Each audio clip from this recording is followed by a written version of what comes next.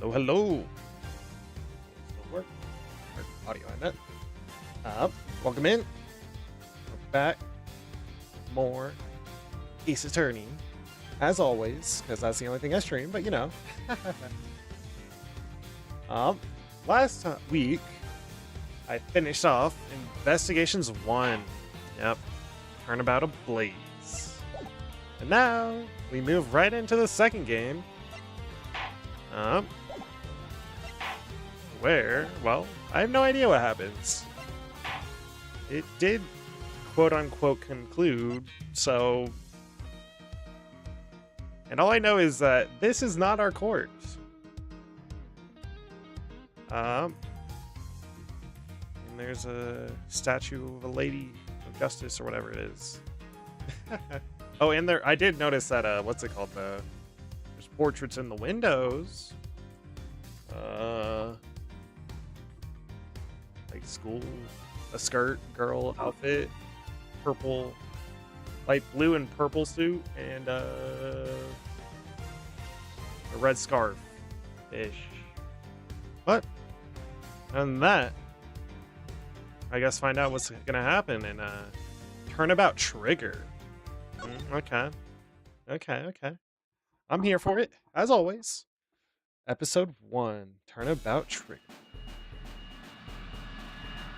Oh, here he comes. The presidential plane descends from the western sky. It's making its final approach and lands right on the Gourd Lake.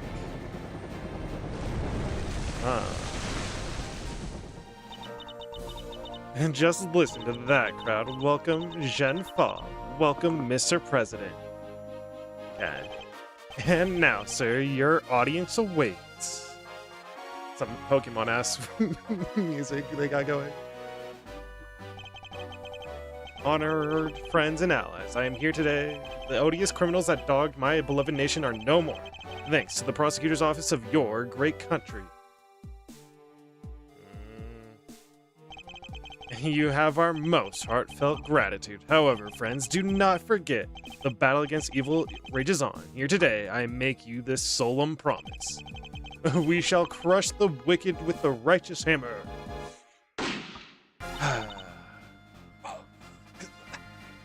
Assassinated live on television? Ah, fuck no. Call the prosecutor's office. Get Miles Edgeworth here right away. If anyone can solve this, he can. That's a good picture. The coat's going on. I might have to take a screenshot of that, actually.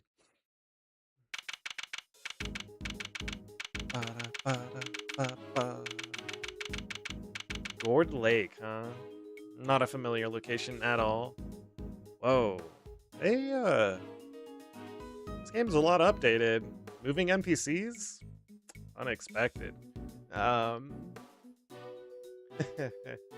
Also, Zhen Fa, it looked like the Zavari dude. What was his name? Ace Detective. I don't remember his name. What was his name? The Ace Detective dude. In the Damask case. Interesting. Anyway. Miles arrives on the scene. The news must be halfway around the world already. It sure is. And after all, it's not every day an attempt is made on the life of a nation's president. An attempt. Specifically an attempt? Okay. Zhen Fa. Last game, Zhen Fa was mentioned quite a bit. But this is like... Besides Agent Lang, we're learning a lot more about this, I guess, huh? We already got Gumshoe back. My name is Miles Edgeworth, and I work as a prosecutor. Clearly, I need to be on the scene. I came as soon as I got the call. The moment the phone rang, I knew it was serious. Mr. Edgeworth, sir. How long has it been? Thank goodness you're here, sir. This is Dick Gumshoe, a detective with the local precinct. And the best detective ever. He's the one usually assigned to my cases. And how is the president, detective? We still don't know, Mr. Edgeworth, sir. The medics just boarded the plane a few minutes ago. I see. I hope he's alright. Then I suppose you'd better show me the scene of the crime instead. Right away, sir. Can't have a... Hey, I said hey! Yeah, you, Ruffles. Ruffles? Ooh. Who's that? That's Ruffles. You're the prosecutor in charge of this here case, ain't you? Uh-huh. A new unique reporter, huh? Want to give me your first impressions? Anything strike y'all as odd? Y'all, huh? No comment. Detective Gumshoe with me. Blown off immediately. Come on now, Mr. Prosecutor. Don't be like that. Mr. Edgeworth, wait for me. And now, Detective, I'll need the facts of the case in as much detail as you can give.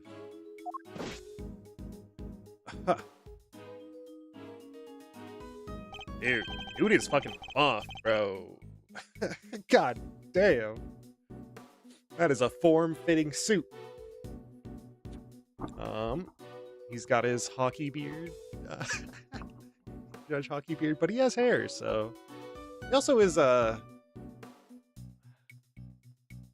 I was gonna say, like, beast-like, but, Lang is associated with the wolf, so a werewolf for him, maybe? Oh, well, the scene was right here at Gourd Lake, as you already know, sir. Uh-huh. A bunch of people were gathered to welcome the president of Zhenfa. Uh-huh. Damn, okay. Dijun Wang. Yes, I read about his visit. To visit, okay. He's got his finger point to the sky. It's been all over the news for days now. What day is it, by the way? I think the last game ended in March? Oh. Where's my hit? Newspaper clipping? Okay. Where's my badge? There it is. Okay, maybe a little misleading. Oh, we'll do that later, though. It was raining until just before he landed, sir. Luckily, it let up and he went on stage as planned. Okay, rain will probably be important. Oh. And then, smack dab in the middle of his speech, sir. Bang. A gun goes off, and everyone runs for cover, terrified for their lives. Apparently, anyway. Apparently. Truth is, I only just showed up myself. I don't know a whole lot more than you do, sir. You were summoned on short notice as well. Sure was. Right in the middle of my day off. I was at the office taking advantage of the peace and quiet to prepare for my next case. And then the boss himself calls you to the scene? Never a dull moment, huh, Mr. Edgeworth? The boss. Yeah, Chief Prosecutor was right here in the park. Saw the whole thing. Okay. Chief Prosecutor is either a returning character or a new character. But interesting. First chance he got, he yelled at the top of his lungs. Get Edgeworth here right away. He's the only man for the job. Something like that. I see. Oh, they cordoned the perimeter of the park off as soon as it happened. You'd be happy to know. So, our would-be assassin is still here, somewhere. Good. Unless it was a sniper.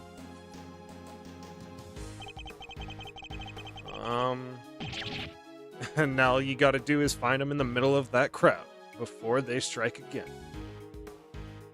Purple, what's it called? No, all the NPCs are repeated pretty much. You're right. I don't know what else our culprit might be planning. These people are in danger. We don't have a moment to lose. Let's begin with the basics. And search every inch of the crime scene for clues, no matter how insignificant they may seem. Precisely. The president was shot at, which means a gun was involved. Logic is back. That's our first clue. Still shot somehow. Alright, duly noted. Detective Gumshoe. How exactly was the security details surrounding the president's speech organized? Well, sir, our officers were mainly focused on securing the perimeter of the park, sir. The president's people took charge of the rest. He had his own team of bodyguards. See those guys over there? Maybe we should ask them a few questions. Uh-huh. Very serious. Yeah, if I want to talk with them, I'll need to walk over and press space. That is indeed how it works. Now I can look at my badge. Still not liking your badge, Edward? This badge's design is said to reflect the relentlessness and disciple of law enforcement. It comes from the authority vested in us as strict protectors of the law and executors of sentences, much like harsh winter frosts and blazing summer days. To wear it is to identify oneself as a prosecutor, but I have no interest in doing so. As usual. Because it's not cool. Each prosecutor's badge is engraved with the number of its owner on the back. Numbers. As if we're not human on the inside like everyone else. I just want to know your numbers, Edgeworth. Come on. I wonder why they, because you do absolutely learn, Phoenix's numbers. But Edgeworth is not forthcoming with that. Oh, that's it. Okay.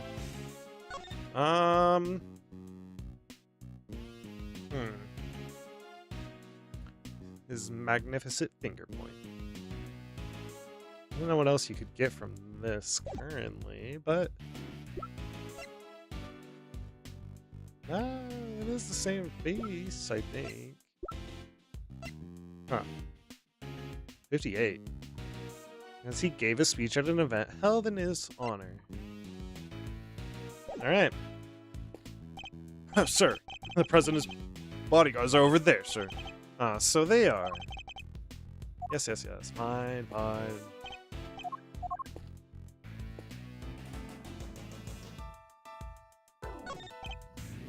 Okay, fine. They're really letting me. What do you got, bodyguard? Can I help you? You're one of the president's bodyguards, correct? Could you tell me how his security detail was arranged during the speech? 2 of our senior operatives were attached to the president. The rest secured the stage. It's Luke at me, bro, Ace Detective. This isn't our first rodeo, sir. Anything suspicious in that crowd and we would have spotted it right away. I see. So the president's security was tightly orchestrated for the duration of his speech. It means it's probably an inside job. Let's investigate further. We should speak with other witnesses and continue to look over the crime scene. We can't afford to leave any stone unturned. Also, 1 second, actually. I have... Okay. So that's how y'all go about it, huh? Sure is something. Seeing the pros at work. Almost a lot of heart, but not quite. Care to share a little about what happened to that information once you got a hold of it? The bystanders. This one seems persistent. but I can't afford to get distracted. Hey, Ruffles! I asked you a question, dang it! What happens next? Oh, well, we put all the information together and try to find connections, right, sir? Detective! Oh, don't be so hard on the poor guy. So connections, you say? And what next? I see that go you. Fuck. Well, I guess you'd say we connect the dots. Connect one piece of information to another. It's Mr. Edgeworth's forte. He's a logic master. I can view the information. Yes. I should try it now. Just a quick press of Q, and we'll see me on the path of logic.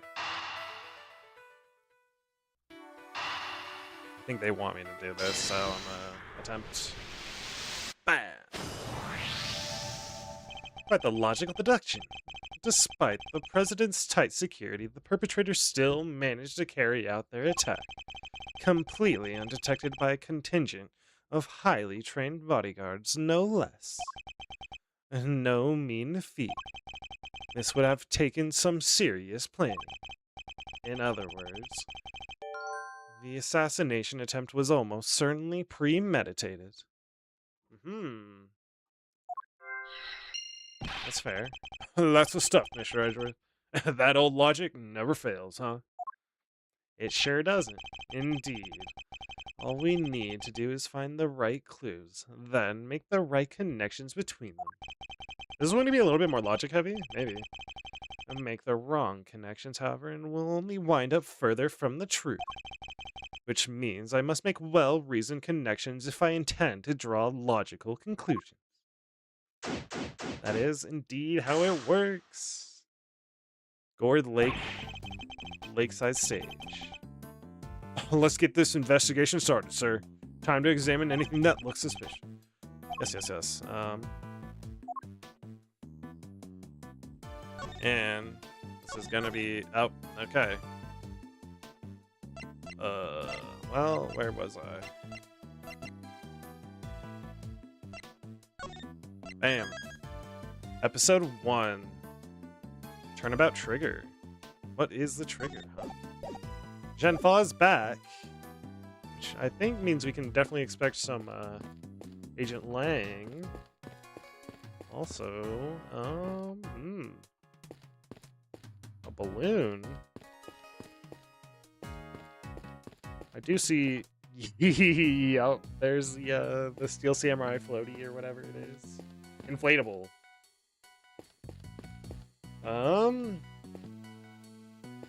Okay. So, the president has a nasty surprise while he was giving his speech. Same thing happened to me when I was a kid, right in the middle of a public speaking contest. There I was, yammering away, when all of a sudden, earthquake almost jumped out of my skin. That sounds terrifying. Even the word earthquake makes me queasy. Was it the same earthquake? Can the dots be connected? Were you listening, Mr. Edgeworth? I thought you were ignoring my little aside like always. He was listening. That's adorable.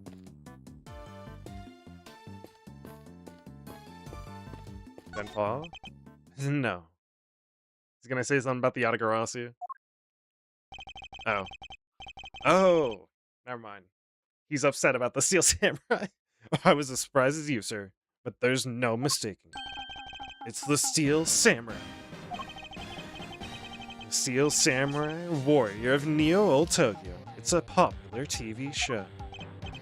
Old, young, it doesn't matter. It truly has something for everyone.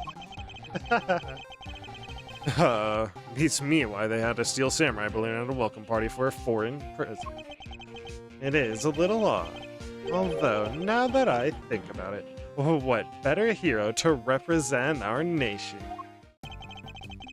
I must scour the scene and inspect anything that catches my attention. Oh! Okay.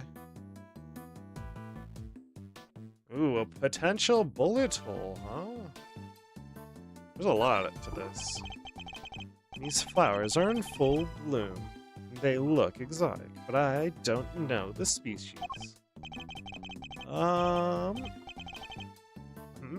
My favorite flowers are, maybe roses? Yeah, roses and lilies, sir. Roses make me think of weddings. Haha, the romance. And lilies, well, that's funerals, I guess. Sad, but part of life, you know? It's no coincidence that both types of occasion tend to feature a free buffet, I imagine. Well, pay the man better. Yeah. Come on, sir. That's not fair. Oh, I thought the torn up fan. Okay. I know, it's the flag though. Breaks your heart, don't it? It does. What villainy could have befallen him? Witnesses said he popped right about when the gun went off, sir.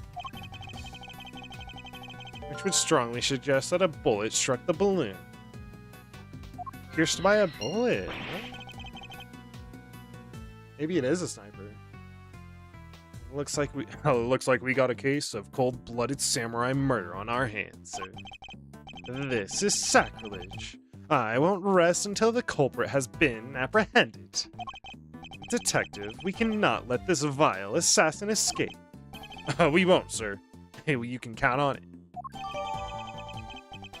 To the right of Lakeside Sage, but has since been popped. Does that mean a Larry is gonna show up, too? Maybe. It's the flag of Zhenfa. The key motive is a blazing red phoenix. It is a phoenix, isn't it? I wonder if any connections can be made for that one. Wait, what's this? Something the matter, sir? You don't see it, Detective. There's something unusual about this flag. Compared with the one on the other side of the stage, if you will. Oh, that's a beauty right there. Just look at it flapping in the wind. It's immaculate. Exactly. Just how a flag should look. And yet, here we see quite a different picture. One thing in particular stands out, don't you think? Right. Of course. Is it, Nah, I give up. Come on, spill the beans, sir. You can lead a horse to water. Highlight the difference with tea. Take that! Present. Look closely. Do you see the hole? Oh, whoa, look at that. You're right, sir. And note the burn marks around the edges. That's a bullet hole. There's no mistaking it. Burn marks, too. Okay. A bullet hole. So you're saying a bullet went through this flag? Pierced by a bullet. Okay. Also, I had a thought of where it could have been from stage shooting through. Maybe? I don't know. We need to learn more about everything else soon. I think I've gathered enough information. Oh, wait.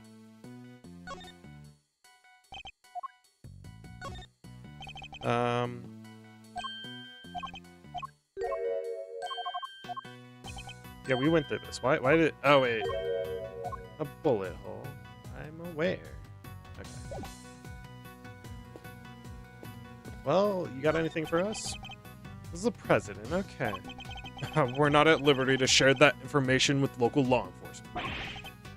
What did you just say to him? You let us on that plane, pal, or you might just regret it. Sorry, I can't let you do that. No one respects the badge anymore, sir. I suppose this is something of an international incident. International politics back again. All the more reason to find the killer as soon as we possibly can. Also, time to tell. Yes, sir. First off, massively important. That thing's pretty small, huh? You don't lose it all the time? The sacred symbol of my office. No, Detective, I do not. Guess it's a good thing I'm no prosecutor, huh? I'd have lost 1,100 this week alone. I mean, I lost my badge at least that often, you know? That's quite a talent. Typical Gumshoe. Well, the rain stopped, and it was falling right up until the president got here. Even the mist was lifted. Barely a cloud in the sky. You sound disappointed, Detective. I was supposed to be fishing right here on this lake, in fact, and the big ones only come out when it's wet. But the park was sealed off for the president's visit. No regular use allowed. You know the rules. Nothing regular about reeling in a whopper, sir. This was gonna be special. I fear ideas of special might be rather different. Irreconcilably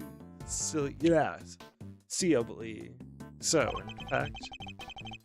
Wow, that was a hard word. And this is what he thinks about at a time like this. Detective Gumshoe, do you remember how to properly conduct an investigation? Sure I do, sir. Yeah, I'm gonna kind of skip through these because I don't need a tutorial. Yes, you ought to.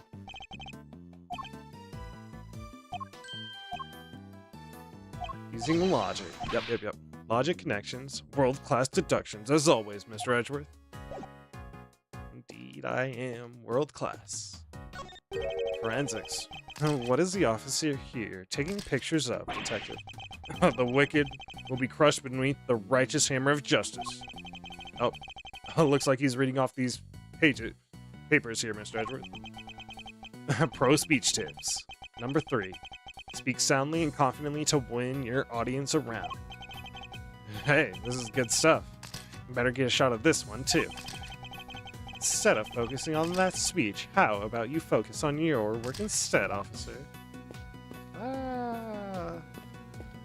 A noticeably unpopped balloon. There's a bright red balloon bobbing on the surface of the lake. Reminds me of sending balloon letters back when I was a kid.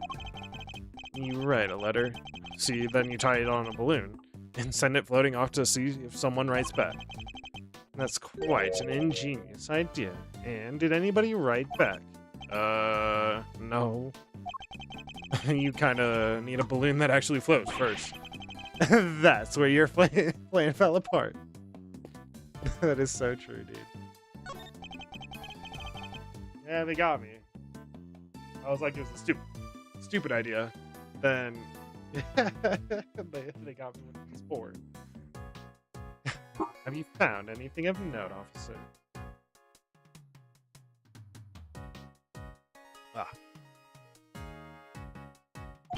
No, sir. Not a thing. No fingerprints, no footprints, nothing. That is to say, none that stand out, sir. Not after everyone touched and walked. All over everything, sir. As typically, Detective Gumshoe. He sound pleased about having no evidence to catalog. I'll, speak to his commanding officer about it, sir. Salary review's coming up soon and all. Uh-huh.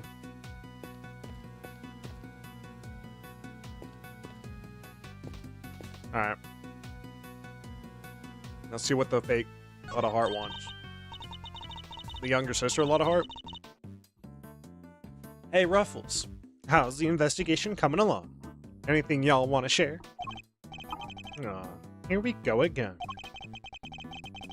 I am not in the habit of sharing the details of confidential investigations with strangers. Dang! You sure are one tough cookie. But I ain't about to head back to Chief Lotta empty-handed. Don't I know that name from somewhere? I sure do. Younger sibling?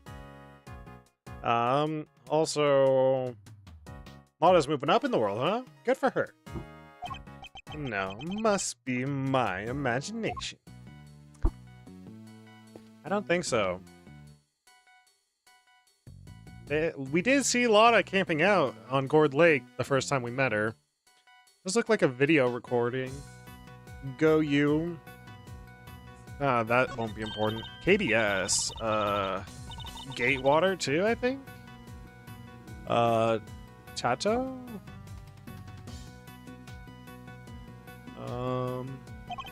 Okay. Int. Oh, int yawn? I don't know. Okay. Time to logic. Wait, actually, before I do that, anything special about this? No. Time to logic. Pop the moment the gun went off, pierced by a bullet. I think these two. Perfect. There is a bullet hole in the flag, and it seems highly likely the balloon was popped by a bullet too. Which means 2 shots were fired, right, sir? Possibly even 3. Or maybe only 1. The president was shot as well, remember? I can see 2. Equally, the hole in the flag and the hole in the balloon could have been made by the same bullet. There's a possibility. What we need to know is how many gunshots there were. Damn. It's so simple, early game. Alright. On with the investigation. Ruffles! Y'all figure something out, huh? Care to share? Who exactly is she, and why does she keep shouting at us? A rubberneck, I guess. Seems pretty interested in the case, though, sir. Come on, give me a sum here.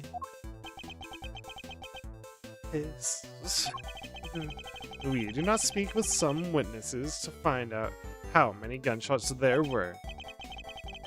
Fine, let's see if she can tell us anything. Wait, what? Oh. Ah. Dang. We do need to speak. It is Tato. I wonder if that pipe, Gatewater, International Yamaza? I don't know. Yamazake? I don't know. There y'all are. Tabby Lloyd, at your service. I'm looking into the case for, well, just for me right now, but Tabby Lloyd. Tabloid? Tabloid. Tabby Lloyd. Looking into the case. Miss Lloyd, was it? Miss Lloyd. There's something. Oh, man, not speaking over. Wait, I gotta read. There's something I'd like to... well, what can you tell me? Any exclusive details you want to share? Okay. Global Studios 2 far. Hey, all the brands. How about the put? Have they made any demands? What about them, Ruffles? They're Ruffles. Where does a fella buy a cravat like that? Hold it! That's why she calls me Ruffles, yep. Will you be quiet for a moment? I'll be asking the questions here. Ah, dang. And here I thought I could get me something juicy for my piece. Ah. Ashley's upset.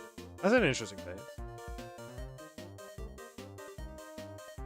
I need to know about the shooting. Can you tell me how many gunshots you heard? Oh, why? I most certainly cannot. I beg your pardon. I can't just be handling out these for free. That's just my livelihood. Come on. Don't hold out on us. Oh, we all gotta share sometimes. Me? Hold out on you? Well, if y'all are gonna be like that, I'll be moving right along. Goodbye. Wait, what? For what exactly, huh? If you got nothing for me, I'm gone. We're fresh out of moves here, sir. Out of moves, huh? I wouldn't be so sure. What do you mean, Mr. Edgeworth? As you know, Detective, I like to play a little chess.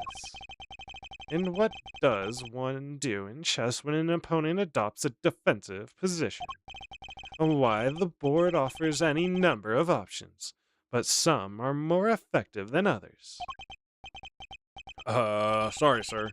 This is all going way over my head. No matter how impenetrable an opponent's defense may be, It can always be overcome. Watch and learn, detective, as I shatter my opponent's resolve with the power of words. Testimony. They are kind of zooming through everything. When attempting to draw out an entrenched opponent, one must employ certain tactics. Let us picture the board and see if we can anticipate our adversary's next move.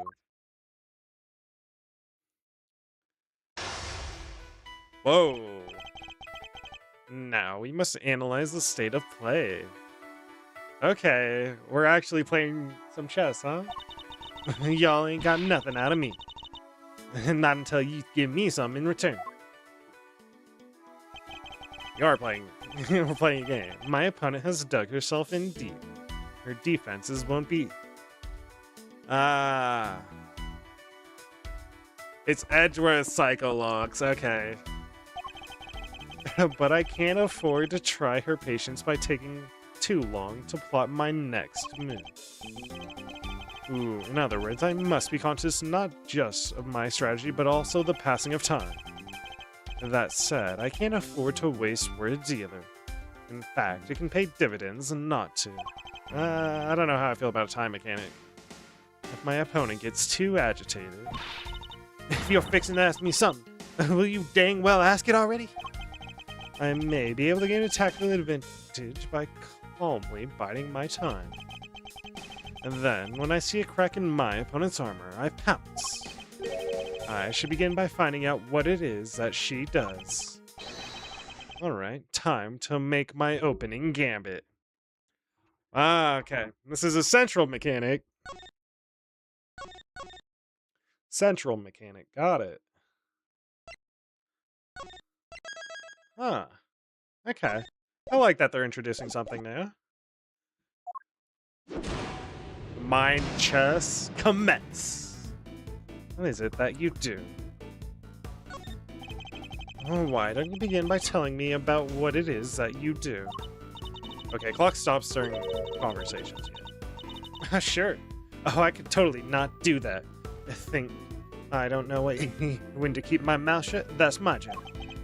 Is it now? So do you do something you won't or can't tell anybody about? No, shut up. I ain't no lawbreaker. If that's what you insinuate.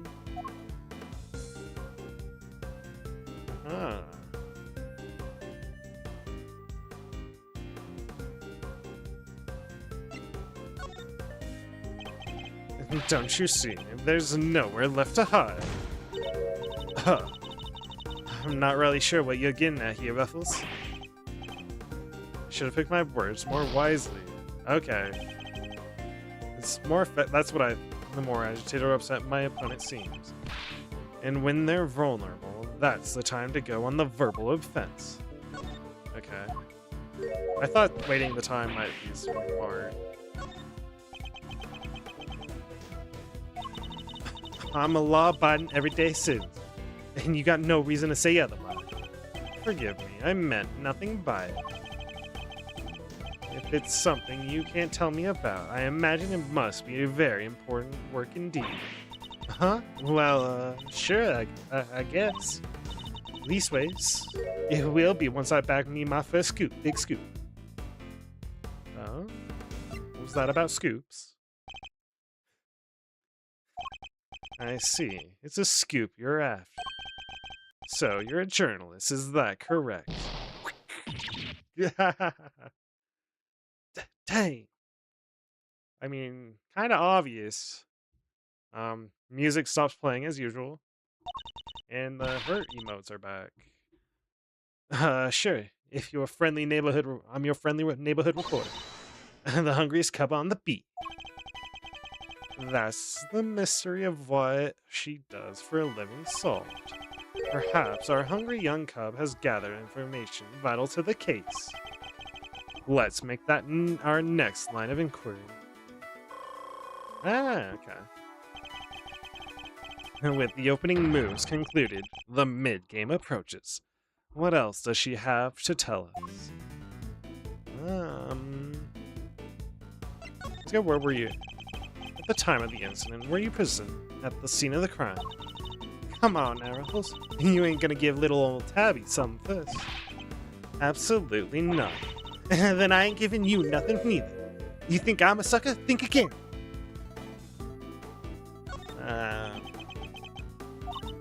Come on. This is clearly my career we're talking about here.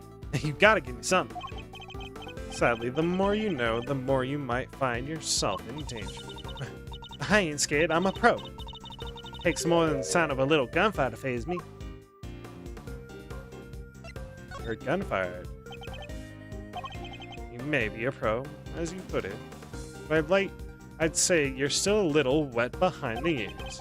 You say you heard gunfire, which proves you were here at the time of the crime. Okay. That means we have to get really good at contradicting their words, contradicting themselves like quickly. Therefore, you must have seen something. Double dang. Oh, fine, I was here. I saw it. Came to report on the big speech. Wound up reporting on a shoot. And you won't get no more out of me than that. I'm done with your tricks, Ruffles. If she came to report on the event, she must have made a record of some kind. A record I would very much like to get my hands on. That is quite the clue as to where to take the conversation next. Ah, okay. You're a reporter, which means you must have been making a record of some kind. You got more questions? You gotta give me some first. That's the deal. I am not in the habit of making deals. Now, tell me what I need to know. Sorry, Ruffles. I can't help you. Time to deploy my clue. I guess so. And no, self-respecting reporter would leave the house without a means of putting things on the record. So, tell me, Miss Lloyd, where is yours? Of course I made a record. I told you I'm a pro. Dang near wore my shoes out running around on this one. Which is, well, why I'm not about to just hand it over to the first person who asks me. And I am not just anyone, young lady. I am the prosecutor in charge of this case. Don't you young lady me. You ain't getting it, no matter how many times you ask. Oh, young lady. I wanted a young lady. You understand, don't you, Ruffles? It ain't nothing personal. I understand that your job is a difficult one. You do? Well, ain't that sweet? And in such a competitive field, you must sometimes doubt that you'll ever succeed. Nah, I'll go plenty far, I'm sure of it. Yeah. Just as long as I got my trusty tape recorder, I'll always be ready to nab me a scoop.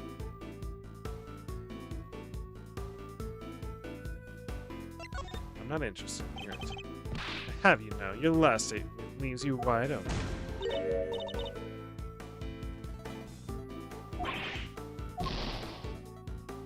Okay.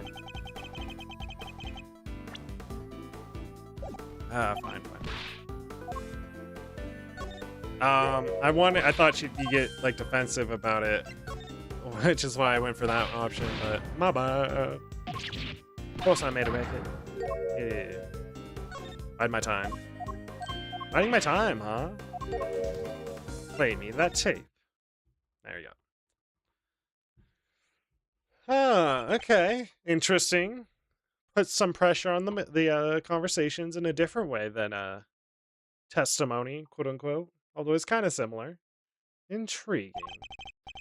I did want her to play the tape, but I thought I could reverse psychology her. I was like, I don't care about your tape recording. Oh yeah, listen to this, is what I thought she'd say. So dedicated to her craft that to leave such an important event unrecorded would be unthinkable. And indeed, she did not. She committed the entire event to tape. Take that! Damn! her bear trap snapped at her. Oh, dang it. This is my scoop you're messing with. My big brain. Fine, sure. I recorded the whole darn thing. It's alright. It's alright here. You got me? Okay. Checkmate. Ah. Well,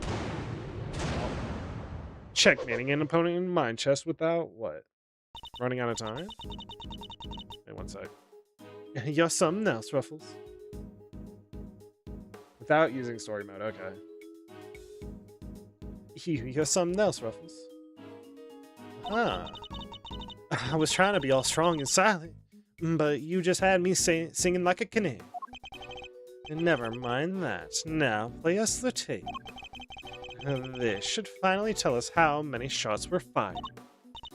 Fine. You can hear it, but I got conditions. You played me like a fiddle, Ruffles. Only the chief ever played me so good. So you gotta agree to be chief number 2 and be mentored to a rising star, aka me. Ah. Chief number 2. Not actually associated with Lot of Heart? Oh, are they gonna be like rivals, maybe? Chief number 2, huh? Kinda sounds like a second parent. That's a big responsibility, sir. And one more thing.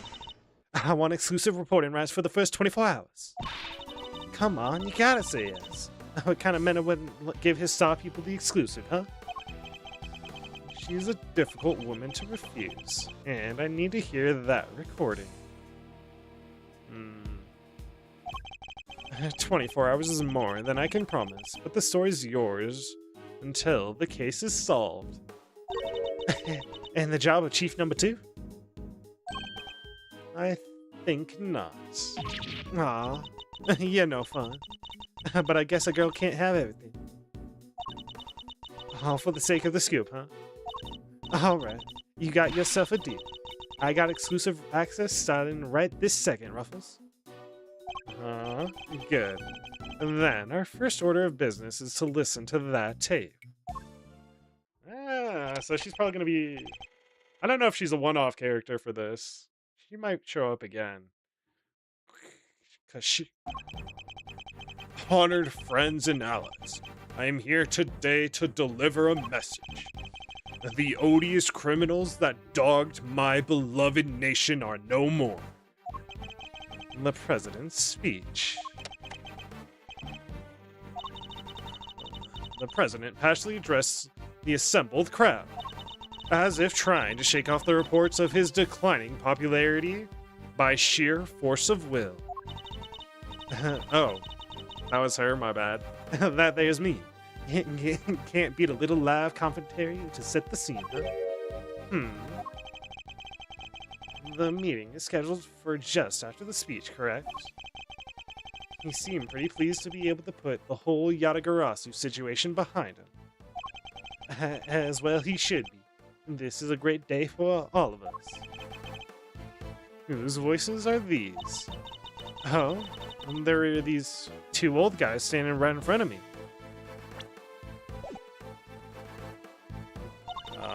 They were whispering away to each other the whole darn time. A meeting after the speech and the Yatagarasu situation. Great day for all of us. Okay. Some hints to something. I know there are voices from somewhere. And we know the voices. Oh, wait. That part where the gun goes off is right after this. The president thrusts his fist in the air as the excitement reaches fever pitch. The battle against evil rages on. Here today I make you this solemn promise. We shall crush the wicked with the righteous hammer of justice. Dose. 2 gunshots. What the? Ah! Alright. 2 gunshots can clearly be heard. Alright.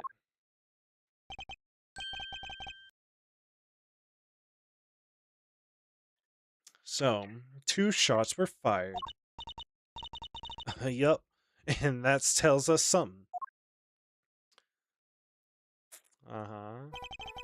Something very important indeed. It allows us to deduce the trajectory of one of our bullets. Of the 2 shots fired, 1 hit the president, and 1 right around here. Okay.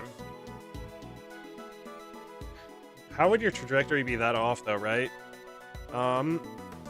Right, with this current image, so I think there's going to be a thing that come into play here called wind, that we might have to think about.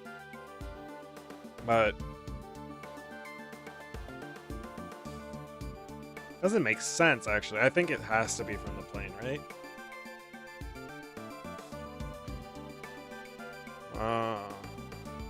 Shot this way, and then that's like very off. But you add wind, reverse this. Boom, boom. Probably whoever is standing right there. Of the shot, 2 shots fired, 1 hit the president, which means the other must have passed through both the flag and the balloon in that order. Which, as you can see, allows us to deduce the position of our shooter.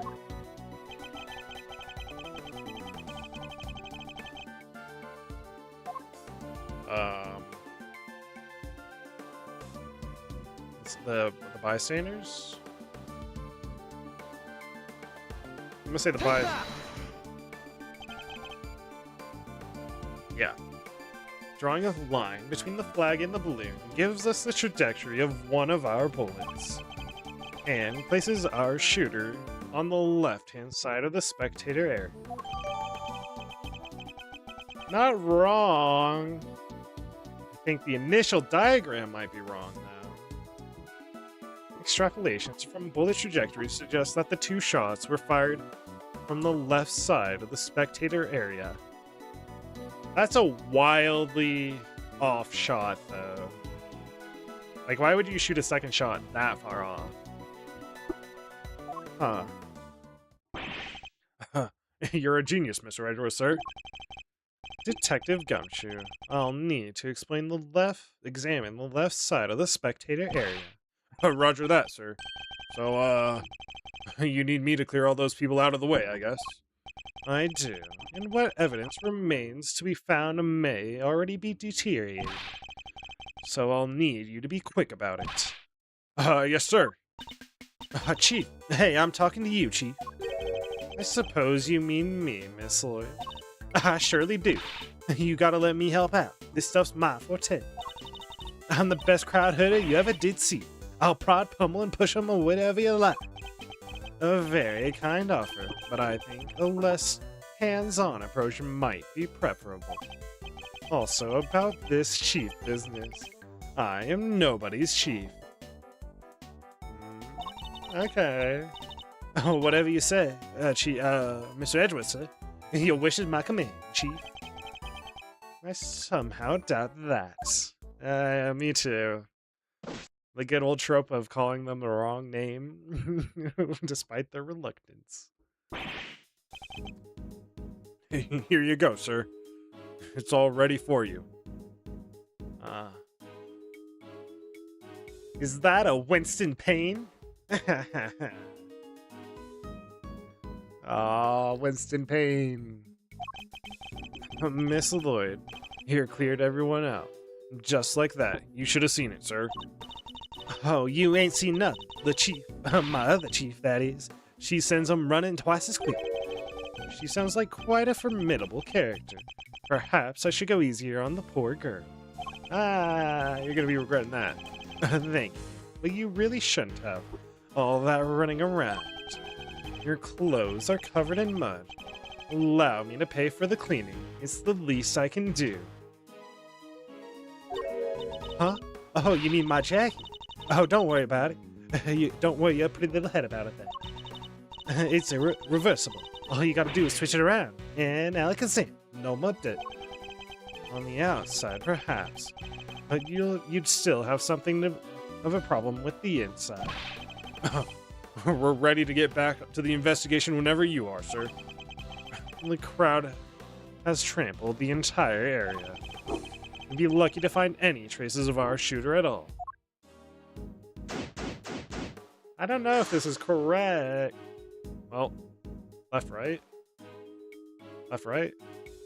Left, right, I guess. Ooh. So I believe this means we're in like middle of spring, roughly. So probably right after the case. Samurai dogs? Samurai dog. Samurai. Is that still samurai dog? I don't know. Kind of hard to read. Oh, well.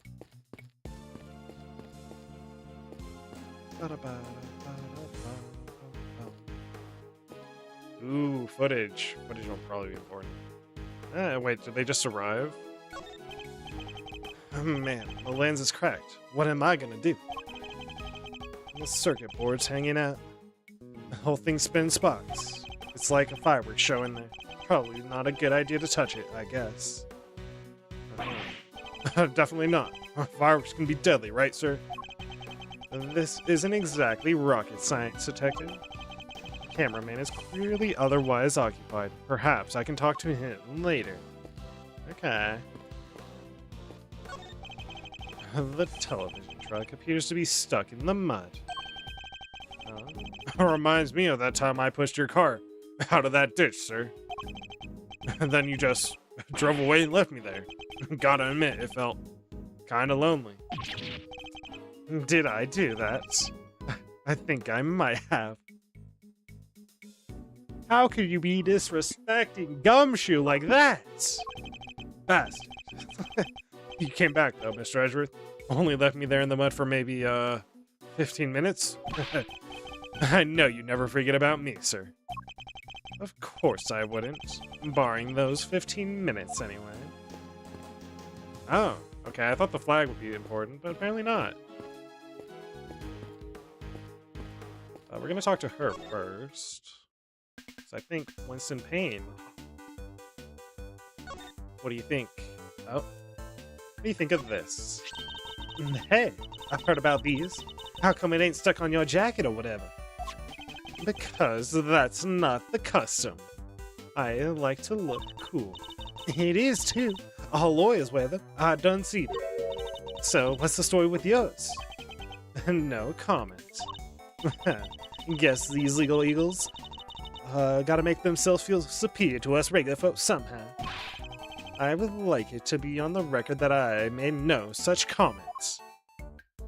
No comment from Edgeworth, huh? You say you attended today's ceremony in order to gather material for an article of some kind. You bet I did. It ain't the kind of thing that happens every day. And when did the ceremony begin? Oh, right after the rain stopped. We got lucky. It was raining all morning before that. Anyhow, the president plane touched down right around 1:45. And the speech started at 2 on the nose. What about the shooting? Must have been maybe 20 after? So, 20 minutes after the ceremony began. Yeah, shots rang out, tearing through the air that only moments before had been alive with cheese. Then, tragedy. The president dropped to the floor, felled by an unknown assassin's bullet. It's 2:25 p.m. on March 25th, and I've been reporting to you live from the scene here at Gourd Lake. It's the 25th. It's only been like a week. I mean, okay. Investigations 1. Edgeworth had a fucking insanely busy week for Investigations 1. But now he's had a week on, or he's had 10 days. 10 days of relaxation before he's in the throes of conflict yet again. What was that all about? Sorry, just making some voice notes. Gotta get those ideas down the second they come into the old noggin, you know? Ain't every day you get to report on the assassination of a president, after all. It's dramatic. It's emotional. It got everything I need to write an article that puts the readers right there on the scene, you know? And did the president really drop to the floor? Officers on the scene said his bodyguards escorted him straight onto the presidential plane, sir. Hey, y'all can't blame me for getting a little carried away now, can you? I'd better make any testimony she gives with a good... Better take. She gives with the good-sized pinch of salt. As you should. As you should. Because if she's... She's the younger lot of heart. Alright. Oh, stop it. Calling me a reporter and all? It's kind of weird when somebody else says, still, happy Lord, reporter at large. And it does kind of have a ring to it, don't you think? But you are a reporter, correct? Sure am. A reporter in training. What? Have you even had any articles published? Fixing to look up my work, huh? Well, that might be tricky. And yet you call yourself a reporter nonetheless. Oh, well, I soon will be. Won't I? This right here is a big old scoop. No mistaking about it. And I got the whole thing on tape. Didn't miss a second. And it's all thanks to my trusty mind and my even trustier tape machine. It's about to set the journalistic world on fire. Just like my mentor before me. Your mentor. You know the Chief Ruffles? My mentor? My inspiration? No, but you have mentioned her repeatedly. Oh, you know her. Oh, did I? Can't really say I remember. What kind of reporter forgets a thing like that? Actually, his original case, Edgeworth was not the prosecutor because, he was the what's it called? Defendant? Plaintiff? Defendant? So he was a witness. So I guess not. And then there's also, I don't remember. She showed up in quite a few cases. Was in Investigations 1. She was in Investigation 1 and 2, but he vaguely talked to her, and he had a premonition of... That was it. What kind of reporter forgets a thing like that? Oh well, it's just like the chief always says. You gotta treat information as irresponsibly as you can. And what kind of mentor says that? Oh, you should have heard her the day she gave me this here tape machine. You be sure and bag yourself the juiciest, sleazy scoops you can now, you hear? Oh, wonderful. So you're the kind of reporter who sees fire under even the faintest trace of smoke. Nah, I'm the kind of reporter who posts on this fire till the smoke about chokes you. How is that any better? It means they make up shit. And... well... does that mean there's more to the tape? Possibly. Left, right. This wooden sign looks almost brand new. I imagine it was placed here recently. Oh, what's it say? 50 yards to Gordy Museum. And 70 yards to the... never mind. What's the matter, detective? Just read it, will you? 70 yards to the boathouse, sir. Feels like a million years since the whole sorry affair unfolded. Ah! Fond memories, detective? Yeah. Fond memories, sir. That's an achievement? Ah, man. What's it? For examining the signposts on the left-hand side of the spectator area. That do be memories. Oh, well. This is quite the situation, wouldn't you say, Mr. Edgeworth? Who is he again? Or Payne. It's Payne, Mr. Edgeworth. Winston Payne. We work together at the prosecutor's office. He's a prosecutor? What brings you here today, Mr. Payne? What indeed? You have... why, only the invitation of the chief prosecutor himself. Himself chief prosecutor? This is the second time a chief prosecutor has been mentioned. I think a chief prosecutor... his voice, I recognize it from the tape recording. Was he one of the men who was standing in front of Miss Lloyd Also, the chief prosecutor's supposed to be here too? And where's the chief prosecutor? He had to leave, I'm afraid. He's a busy man. And they, let him, and only him, out through the cordon. So he had me summoned on short notice and then left before I even showed up.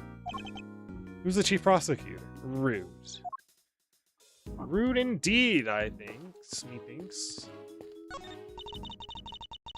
You even gotta pick through the trash yourself. A prosecutor's life ain't easy, huh? Yo, hello, Everly. What up? Hope you're having a good day. Detective Gumshoe. Right away, sir. The faithful detective scrabbles through the garbage as the prosecutor looks on, his hands unblemished. Let's see here. Let's see now. Come to Papa, little treasures. I'm chilling too. Having a good Monday. Playing some investigations too. And yeah, just started. So lots of new things to learn. And lots to discover. Is he enjoying himself? Bingo. Popsicle stick. Gotta love the jokes they put on these. Detective. Sorry, sir. Relevant evidence. Relevant, huh? I think we got something. Oh, he's digging through the trash can. That's why. Good work, detective. Let's take a closer look, shall we? Okay, pipe is interesting. Because... grinding. Displaying investigations, too. Oh. By examining. Piece of evidence. And thank you for the follow, by the way. Hope you enjoy the emotes. Nah, don't worry. I mean, no pressure to do it anyway, if you don't want to, so. We sure can. Just tell us which way you want it, sir. Okay, yeah. Tutorial. And when you spot something, just say the word. Let's see what we... Oh.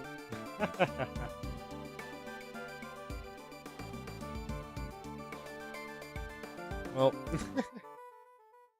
Alright, pipe bag. Oh, we open it. And there's our gun. This is a document of some kind. Okay, already making... I had plans. Chess references again. In light of Knight's injury, okay. This cover of Lakeside now. Eyes on this area. Knight to immediately escort President to plane in case of emergency. Stay frosty. We know who might be in the audience. Okay. I got a lot. Huh. It's very detailed. What are we looking at here, sir? Presidential security plan. It's a diagram of the president's security arrangement, sir. It shows how the president's bodyguards were positioned, yeah. It even has his people's names on it, sir. Rook and Knight. I don't know if that's their names, but sure. So his bodyguards aren't natives of Zhenfa. Okay. I heard he used some private security firm. But why not employ people from his own country? I know, why not? Y'all want to hear a little tabloid exclusive. You really know something. Sure I do. I was over at the embassy not so long back, sniffing out a story. While I'm there, one of my sources tell me that the president's got more enemies, and you got hairs on your head, including a bunch of bigwigs in the National Police Force. Interesting. Okay. The president of the Gen 4 is kind of suspicious. So he's unable to trust. No worries. Feel free to hop in whenever you want. So he's unable to trust his own domestic law enforcement. I wonder if one of these enemies could have been behind the attempt on his life. Uh-huh. Certainly classified. I felt like it was more of a stay frosty. Huh. Okay. But what was it doing in a dump there in the bag, sir? You raise an interesting point. It's a document relating to a matter of national security. It would surely be highly classified. Huh? Hey, there's something else in here, sir. Yeah, the more important thing. Thank you. Oh, my. Also, it has a scope. Interesting. What's a gun doing in there, sir? Sir, this bag. It's gotta belong to the... Yes, it could well have been disposed of by our would-be assassin. A revolver. It would have taken a lot of nerve to dump it here amid all the chaos. Not easy to acquire in the country. Could this be the work of a professional? Isn't that... Is it this... Wait, it's the logic, okay. That would explain the security plan too, sir. Now it's a different pistol, I think, than the police-issued pistol, I think? I don't know. I think we need to take a very close look at our latest find. At least one? Is that only one shot, actually? Laser sight, too. That's a laser sight. Oh. 2 spent bullets in the cylinder, matching the 2 gunshots heard on the recording. That proves it, sir. This must be the weapon that was used. Probably highly probable. This part is called the grip. I've held a few guns in my time, though they've never felt quite right in my hand. This one is no exception. Why take a gun when a finger point is enough? This is a laser sight. It can be lined up with the target to make aiming a bit easier, sir. If I press this here, sir. Yup, definitely a red laser. The assassin have used a laser sight to target the president. That makes the inaccuracy of their shots even more wild. So accuracy is going to be a thing, for sure. Was used in the attempt. Shines a red laser. Uh-huh. That bag was a real find, huh? It just goes to show. A bag in the hand is worth 2 in the trash, sir. Nice work, detective. And now, there's something else I'd like to ask of you, if you don't mind. I need you to take the bag and the gun to forensics and see if they can find any prints. On it, sir. Hell yeah. A good set of fingerprints could really help this investigation along. I got the results for you, sir.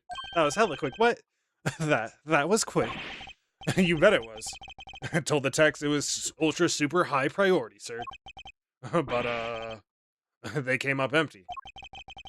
And they checked everywhere. Inside and outside, top to bottom, sir. They even took the bullets out of the gun and dusted them. I should have known it wouldn't be that easy. Okay. I think that's everything. Question mark? Oh. Talk to him. You're with one of the news channels, right? Yep. Can I help you? You must have footage of the event. Do you mind if I take a look? Oh, I wish I could help you, but that might be a little, tricky. And why's that, huh, pal?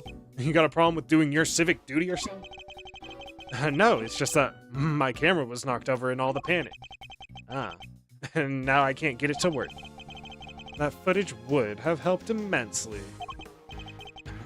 God, just our luck, sir. What the? You look like you need a little help, Mr. Edge. I know that voice. It's Kay! She's back. I was waiting, bro. I was like, there's no way they just got rid of Kay like that. Kay! The Yatagarasu arrives. That was a certain sprint. Honestly, I leave you alone for 2 seconds. But don't worry, your hero's here to save the day. That's right, the one, the only, Kay Faraday. Not the Yatagarasu? Hero. Only you would give yourself a title like that. So you're not a great thief anymore. Not right now, but it's not like I quit. I'm just on a sabbatical. I'm taking time out for some intensive training. Being the second Yatagarasu doesn't come easy. Good. I wanted Kay to be back. Kay helped me out on a few occasions about 2 weeks ago when I was working a case. The case of the Yatagarasu, a mysterious thief who seemed to appear and disappear at will, and who claimed only to steal the truth. She calls herself the second Yatagarasu, the successor to the so-called Great Thief. And there's not a lock I can't open, or a trap I can't escape. And when it comes to stealing, well, I'm still in training, but I'll get there soon enough. What are you doing here, Kay? What do you think I'm doing here? I've been enjoying the festivities, of course. I suppose she did mention being fond of such things. And afterwards, I was thinking of dropping by your office to see you guys, but now I don't have to. Good to see you, kiddo. You're as bright and breezy as ever. Gummy. Aw, Gummy, how you been? You're looking pretty full of beans yourself. So, Kay, are you really here to save the day? Yep. Prepare for your jaw to hit the floor. Your best pal in the world here only went and took pictures of the whole shebang. Did you now? Then you'd better show them to me. Oh, wow. Your jaw didn't even drop an inch. What's a girl gotta do to impress you, huh? I know, right? I know, right? Mr. Prosecutor, he's about as much fun as a danged toothache. Won't even let me call him Chief. But I'm beginning my manners. Tabby Lloyd, ace reporter at your service. Ace reporter? Ace detective? Ace attorney? Ace prosecutor? Miles Edgeworth. Nice to meet you, Tabby. You're right, he's no fun at all. This one time you two can chat later. Okay, can I see those pictures? Boo, fine. Here.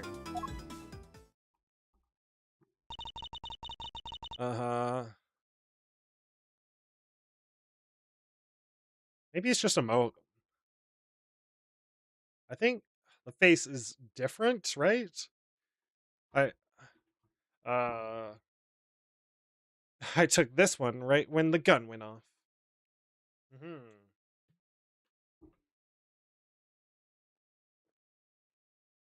Oh, the injury. It resembles Look at Me, but maybe it's just a hairstyle. He doesn't have the monocle, right? Wasn't his nose like super? His nose was super sharp, I think, right? It was like a fucking long nose. Maybe just a Look at Me fan. Welcome back. Welcome back. The tie might be important. I don't know. And there's our laser sight. Okay. I took this one when the gun went out. It was total chaos. People running everywhere. The president and his 2 bodyguards. The name on the security plan were Knight and Rook, I think. Uh-huh. What's that? Because he is injured.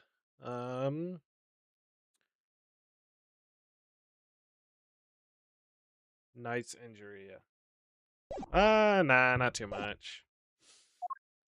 We're still deep into starting this investigation. We're just starting this investigation.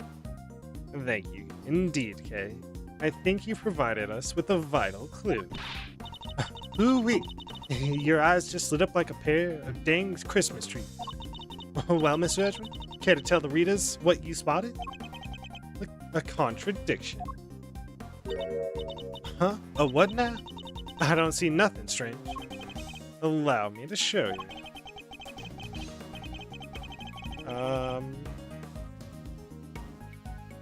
I think the laser sight and the fact that this is before he was shot at, I think.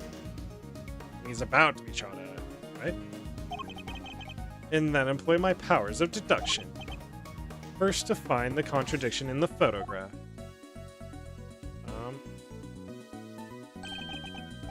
Okay, yeah. They don't usually tell you that what it is, but this is a tutorial, so okay. Yep. Now, to present the evidence that proves the contradiction. Laser sight. There's... Oh, wait. If you say so, sir. You don't see it. Something... You know, if you make a mistake, you can just tell us. What? That's insane. Fine. I mean... Now, to present the evidence... Was it not that? Oh, wait. The laser sight?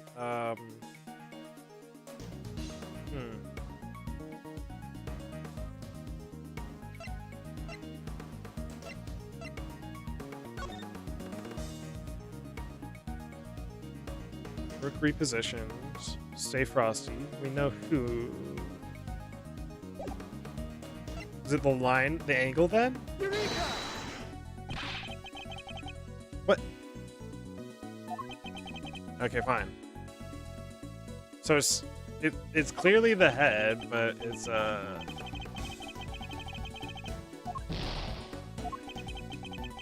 I'll prove it to you. Huh.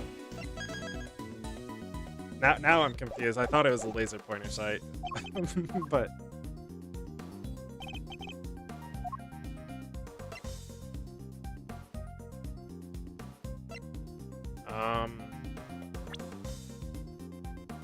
Photographing the evidence. Shows the moment of the incident, but another piece of evidence shows something different. That it was before. Is it the tape recording then? Has to be evidence.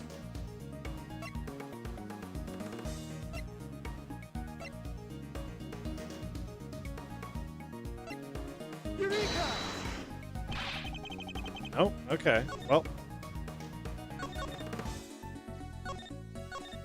Is it the balloon being popped then, or the plans? Oh.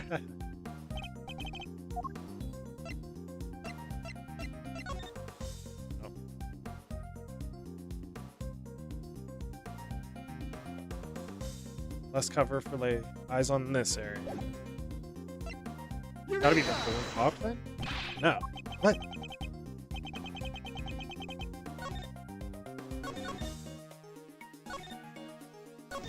Huh. Unless this is picture, but... Okay, to what contradiction between this photograph and the evidence?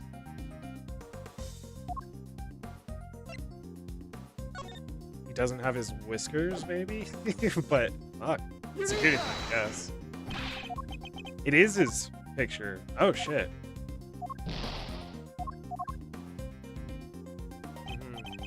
Yeah, it's pretty nice. It's just a pre-made, though.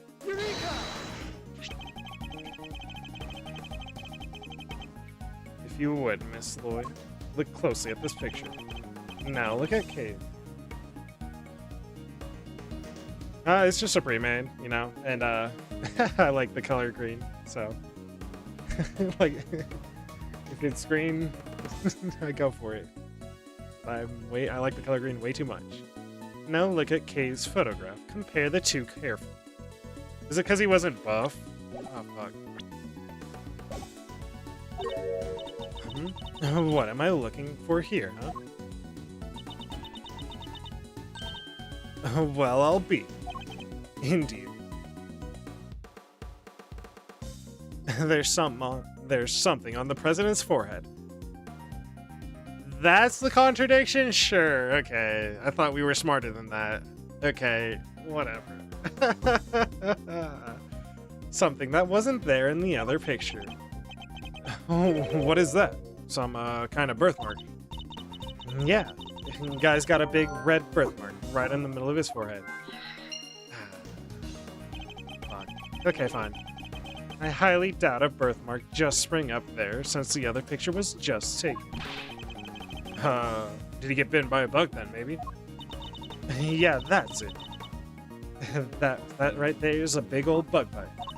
And here I thought it was something important. The look on your face. You should know that the road to the truth is paved with just such seemingly trivial details. Oh, again with that face. Alright, duly noted, Chief.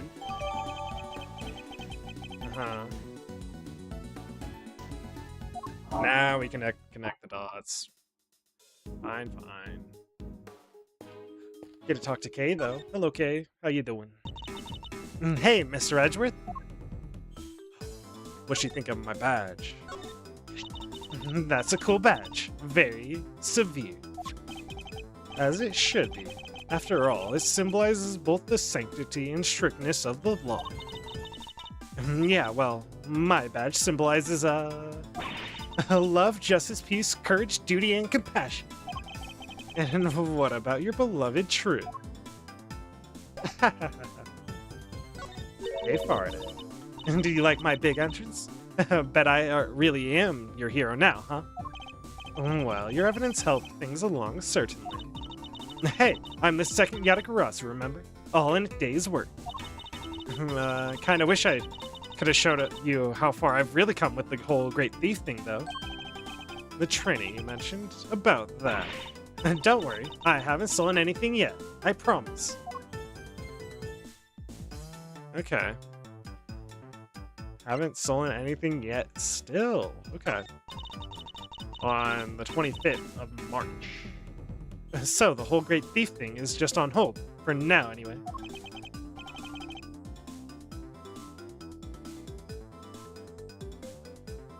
Yeah, I'm just starting out. You know, so... I'm okay with it for now. That's a relief, I suppose.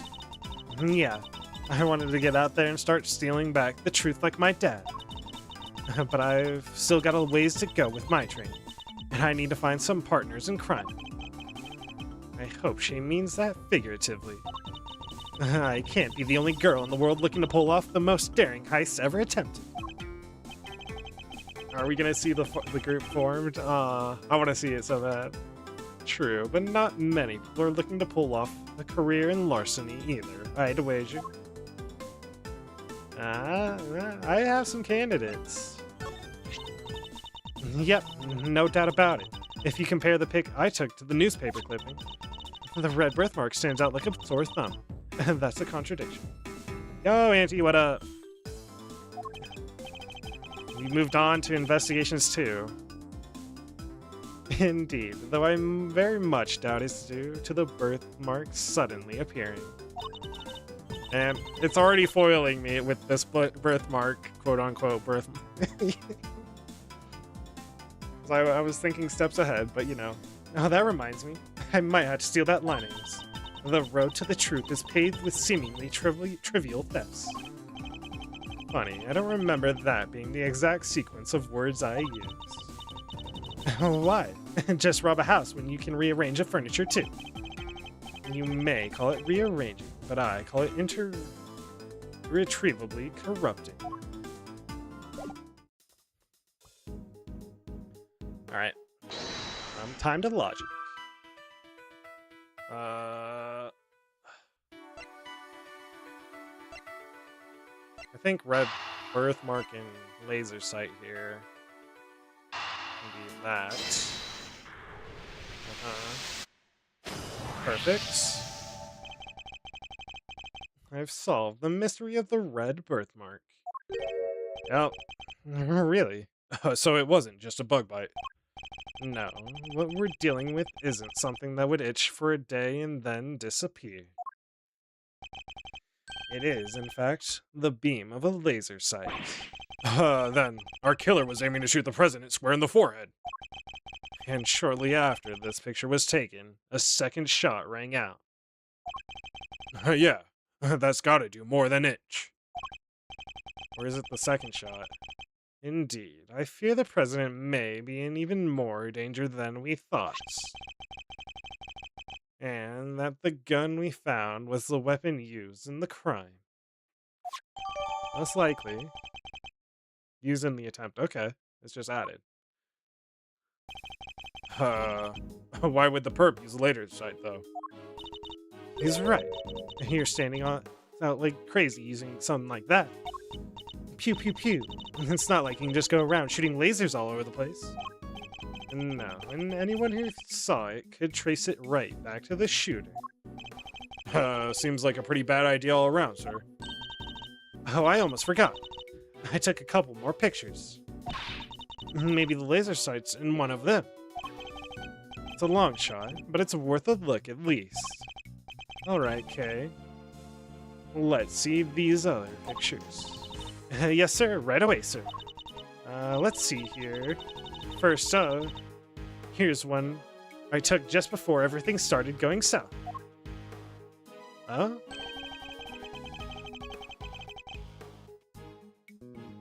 Huh. It must be more useful to us if half the frame... It might be more... Oh, this is Edgewood too. It might be more useful to us if half the frame wasn't taken up with your face. How rude, Edgewood. Hey, can you blame me for wanting to get a selfie with the president? What a great picture. Lucky for you. This was right before the gun went off. And this one I showed you before is from just after the first shot was fired. After. The second shot came just seconds after this. Then there's... okay. What's this? I can hardly see anything. The Samurai Dogs stands? Polish. Their new Samurai Dog edition, maybe? Oh. I got knocked over when everyone started running right after that last picture. I guess I must have pressed the shutter by accident. I'm not sure this one's gonna be much use, kid. That's the key one. Thank you very much. And that's all of them. Updated in my 3 photographs taken before, during, and after the shooting. Time to take a closer look. Before. Oh. Okay, that appeared out of nowhere. Damn, not pain in the back. That's also, apparently, Chief Prosecutor, huh? I'm sure that won't be important. I don't know. Anyway. Oh, wait. Take that! Take that! There, I see it. What is it, sir? Look closely at the person with the red hood. Whoa, there it is. Indeed, that's our laser sight right there. So that's our perp. The one in the red hood must be the shooter, yes. We found him, and all thanks to yours truly. Indeed. You led us right to the greatest treasure of all, Miss Great Thief, the truth. You may have captured our would-be assassin in one of your other photos too. Let's take another look. During? No. No. He's definitely after, though. The other side of this, what's it called? Take that! Stands. Look, right there. Red jacket. That must be our suspect. Huh. Looks like they took advantage of the confusion to make their getaway, sir. Luckily, we can see exactly where they were headed. Aha! The samurai dog stand. Precisely, which means they escaped towards the right-hand side of the spectator area. Detective Gumshoe, clear out the right side. On it, sir. Consider it clear. Good. I'm counting on you. Clearing out. Whoa, okay. Why'd they... We have you now, my little Red Riding Hood. That is not a little Red Riding Hood. And why is it fucking trying to do like an aura thing to it? The entire park is cordoned off, and we know which way you went. And now it's simply a matter of hunting you down. Uh-huh. Someone probably ditched it, though, I would assume. And now let us continue our investigation. There's evidence here somewhere. All we had to do is find it. What about over here again, huh? Is there no way you can recover the footage you lost? No easy ways. Nope, sorry. How come? You can't even do a little of it back? Not even a few seconds? I'm not thrilled either, buddy, but the tape's completely busted, okay? Completely busted. Afraid so. Those people trampled it into the dirt. Man, my director's gonna kill me. Honestly true. Fucking video equipment's kind of expensive, I believe. And this is the trash can where we found the bag gun inside. The gun with the laser sight, right? Yes. Also, I just remembered the pipe symbol, which our Tabby had.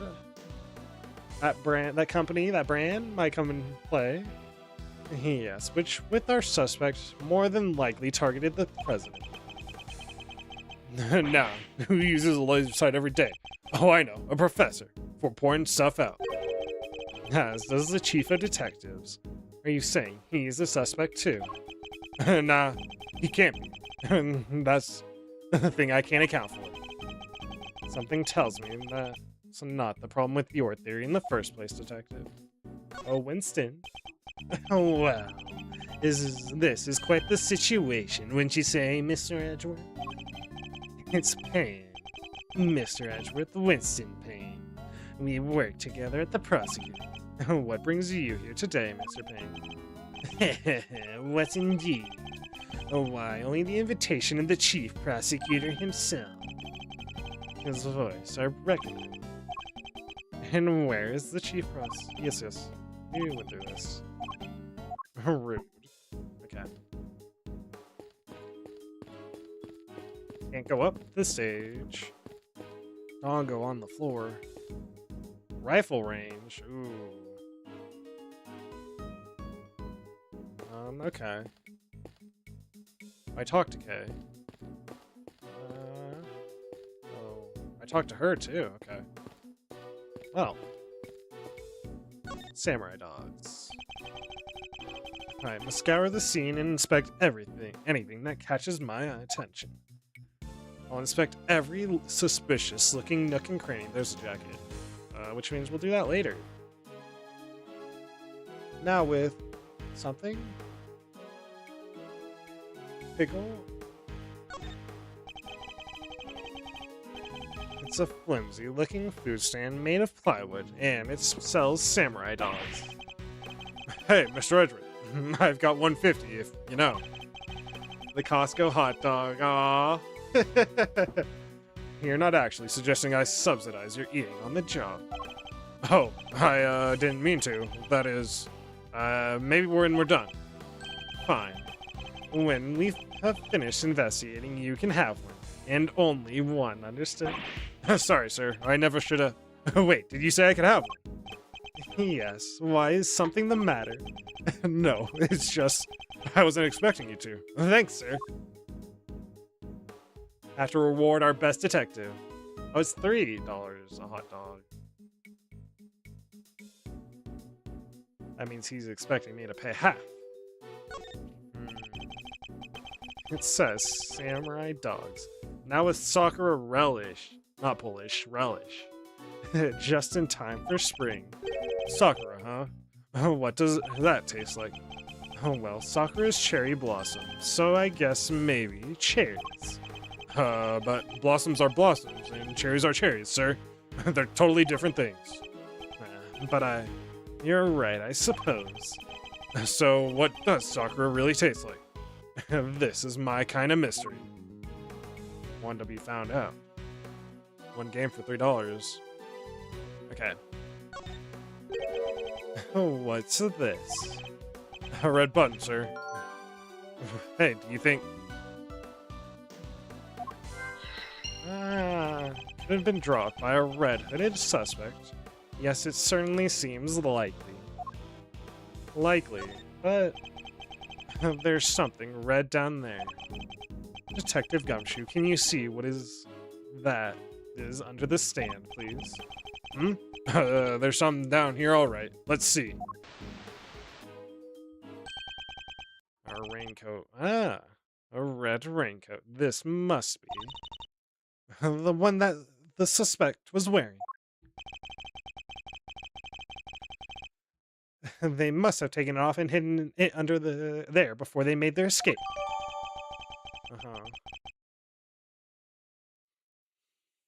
Jot it down in my organizer, okay.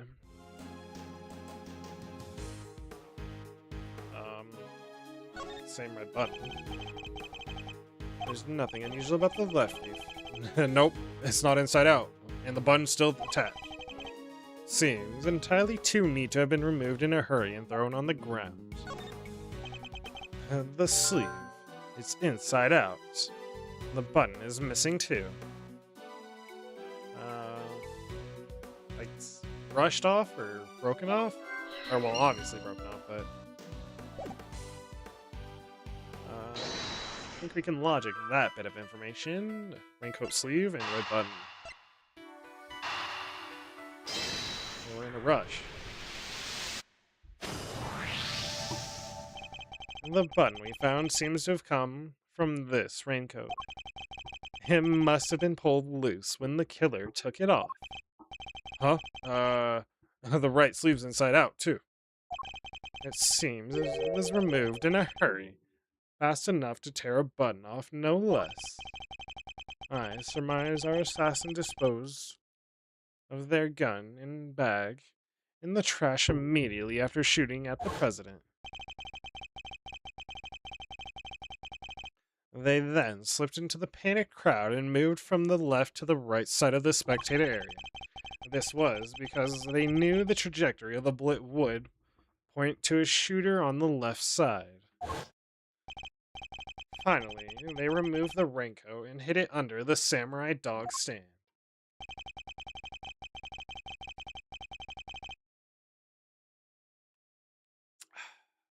The killer would have needed to get rid of the coat as soon as possible, hence its hurried removal. The fact that the right sleeve is inside out is a testament as to how quickly it was taken off.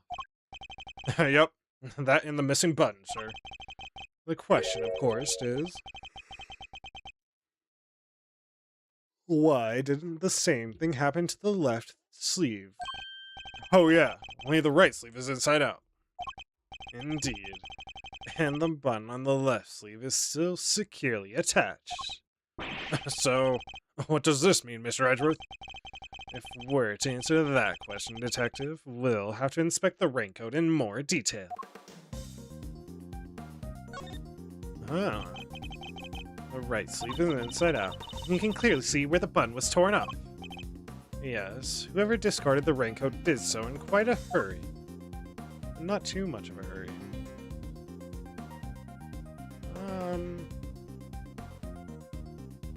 Zipper? Like the hood. Hood. It's a bright red raincoat, sir. Red as red can be. The sight of it is getting me kind of fired up, I gotta say.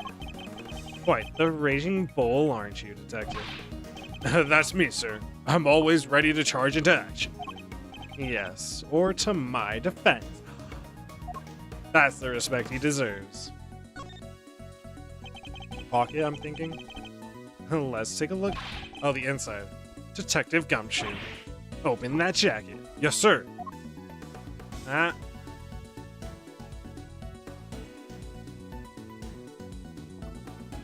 Blood, huh? Inner left.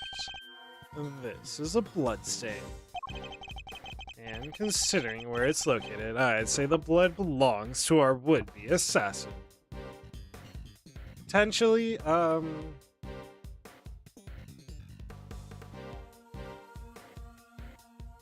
jabbed himself? So we're looking for someone with an injury, huh? Not just any injury, Detective. An injury on their left arm.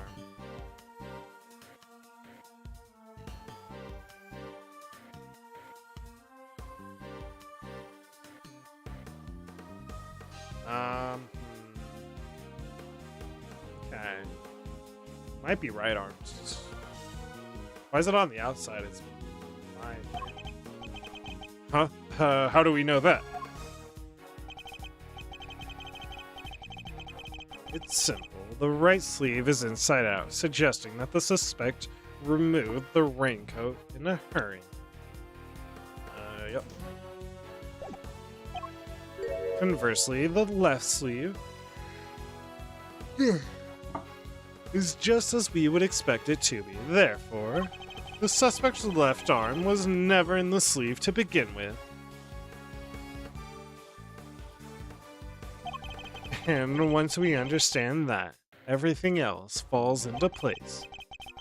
And now, Detective, there is a bloodstain on the left side lining of the raincoat because the suspect's arm was too injured to fit through the sleeve. Precisely. Or at least we can say that there is a good probability that was the case.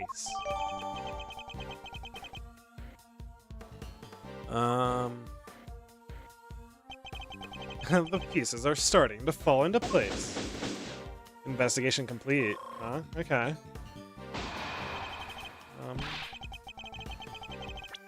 For likely suspects.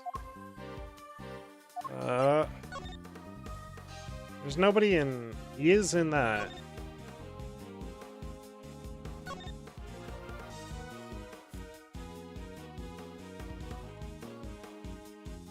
Okay. I had the thought of it being a reversible coat, but... I don't know. I don't think so. Probably not. Okay. Yes, sir. Suspicious characters with injured left arms. Coming right up.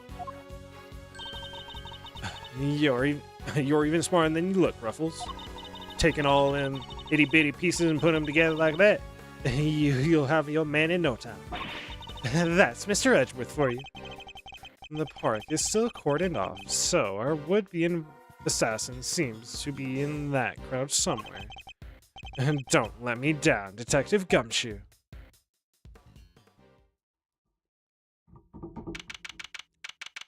No, nothing. Mr. Edgeworth, sir. We found someone who fits the bill perfectly, sir. Wait and nab the assassin, Gummy. Hold on, Kay. It's a little too soon to be jumping to conclusions. For the moment, they're a person of interest and nothing more. Understood? Okay, no jumping. But he's our shooter, sir. I'm sure of it. He's the guy who tried to take out the president. In broad daylight, surrounded by a crowd of witnesses. This is no ordinary assassin. Bring him over here, Detective, carefully. Yes, sir. Come on, boys. You heard Mr. Edward.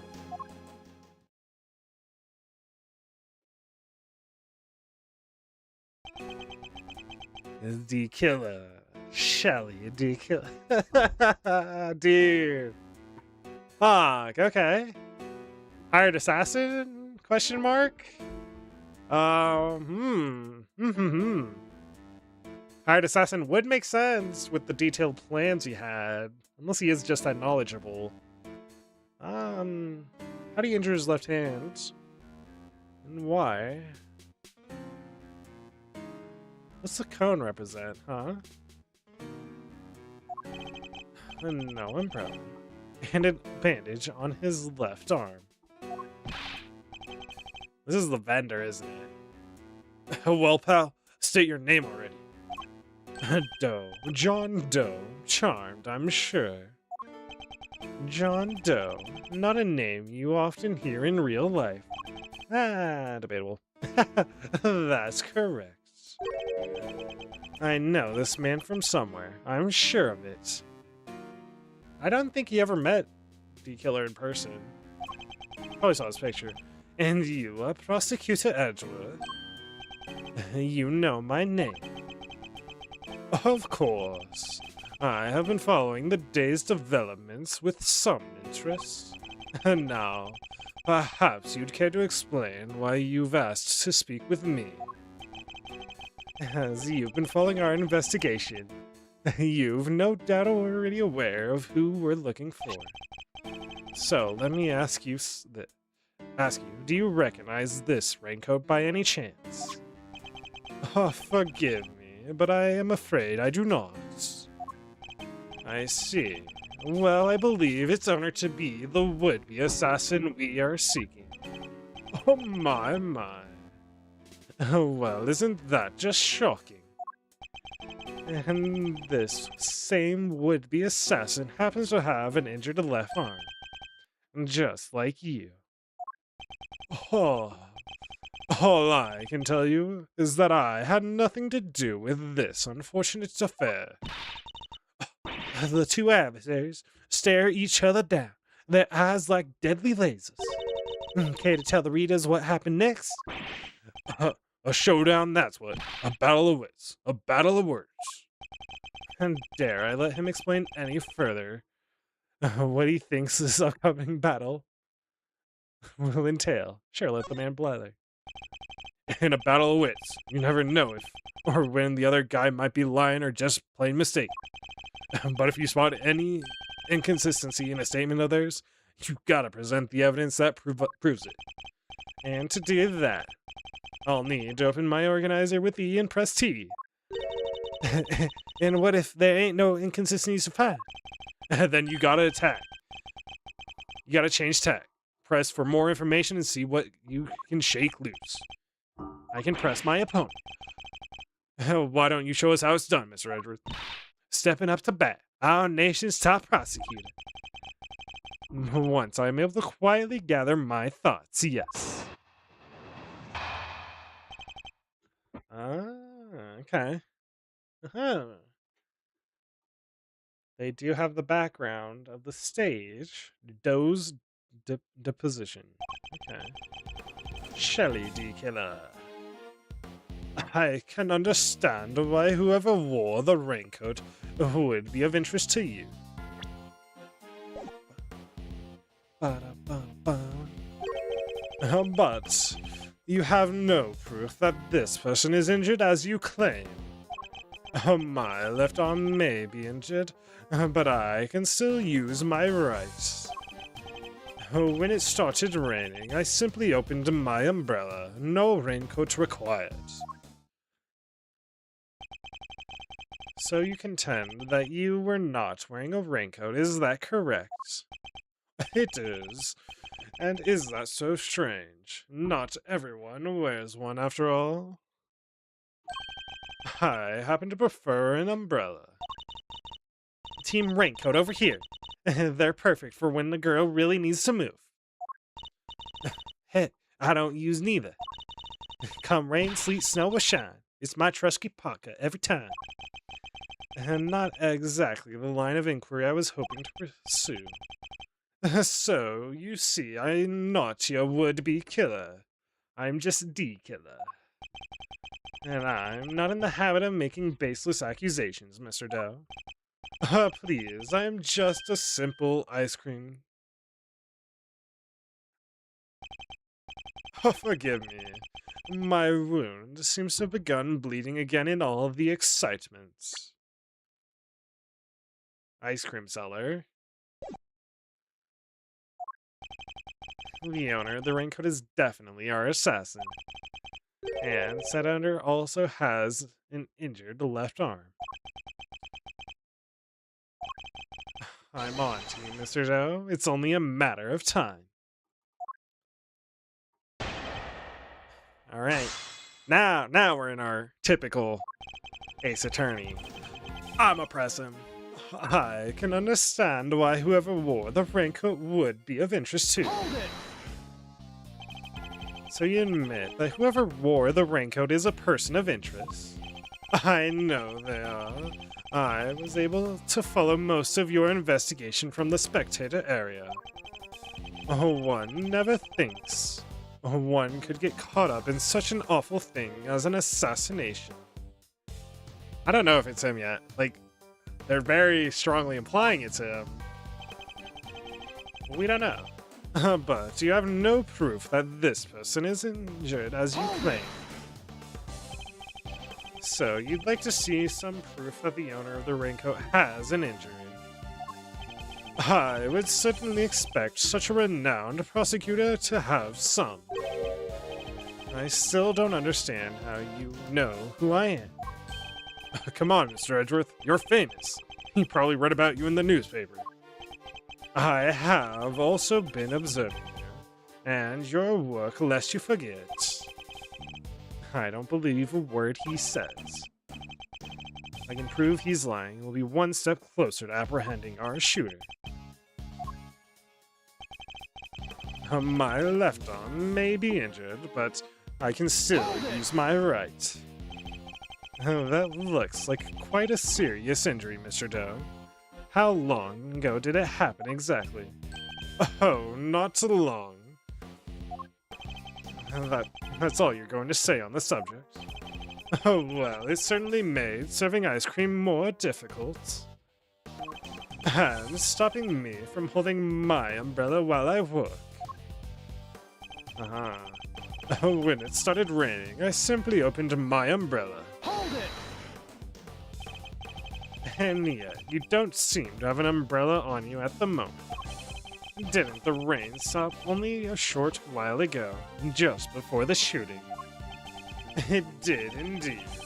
I remember because I was suddenly inundated with customers. That was less than an hour ago. Are you trying to tell me that you lost your umbrella in that short of a span? That short of a span of time? An hour is a long span of time to lose an item. Yes, that is exactly what I'm trying to tell you. After all, it only takes a moment for someone to steal an umbrella, especially in a crowd of that size. That's entirely possible, I suppose. I had my umbrella when it was raining, Mr. Edgeworth. That is a fact. And then he lost that umbrella to the crowd, huh? Oh, I guess it's just one of those things. I suppose you're going to tell me that his wound reopening is just one of those things, too. Oh, well, it kinda is, no? The assassin's left arm is injured. That's kind of nasty, though, fully honest. Bloody ice cream cone. As is Mr. Doe's. Oh, why is he even bleeding as we speak? You're right, that is pretty suspicious. Nonetheless, we need to find something concrete that will link Mr. Doe to the crime. Dude, the music's going fucking hard. What? I should press E. Yes. But you have no proof that this person is injured as you claim, so... Fuck, that was not the... I pressed... Yes. Injured as you claim. You have a jacket. A bloody jacket. Got it in one. That one was easy, though. No. You seem like a careful man, Mr. Doe, but not quite careful enough. After all, you left something behind. Something of vital importance. I'm afraid you must have me confused with somebody else. The coat does not belong to me. Or do you claim to have some kind of proof to support your accusation? Your arm isn't troubling you too much, I hope. Your wound seems to be bleeding again. I'll survive. Although I can't pretend it's not something of an inconvenience. You have my deepest sympathies. Because if it wasn't bleeding quite so badly, you could have perhaps made a clean getaway. What exactly are you insinuating? As we have already established, whoever wore the raincoat is injured. And now I can prove that person was you. With this decisive piece of evidence. God, the music goes so hard! Oh, his ice cream cone. Yeah, I want to go back. You see, Mr. Doe, there's a small amount of blood on the inside of this raincoat.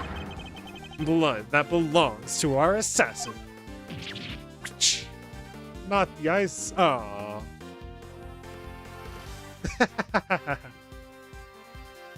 That's a sweat animation? Aw, that's adorable.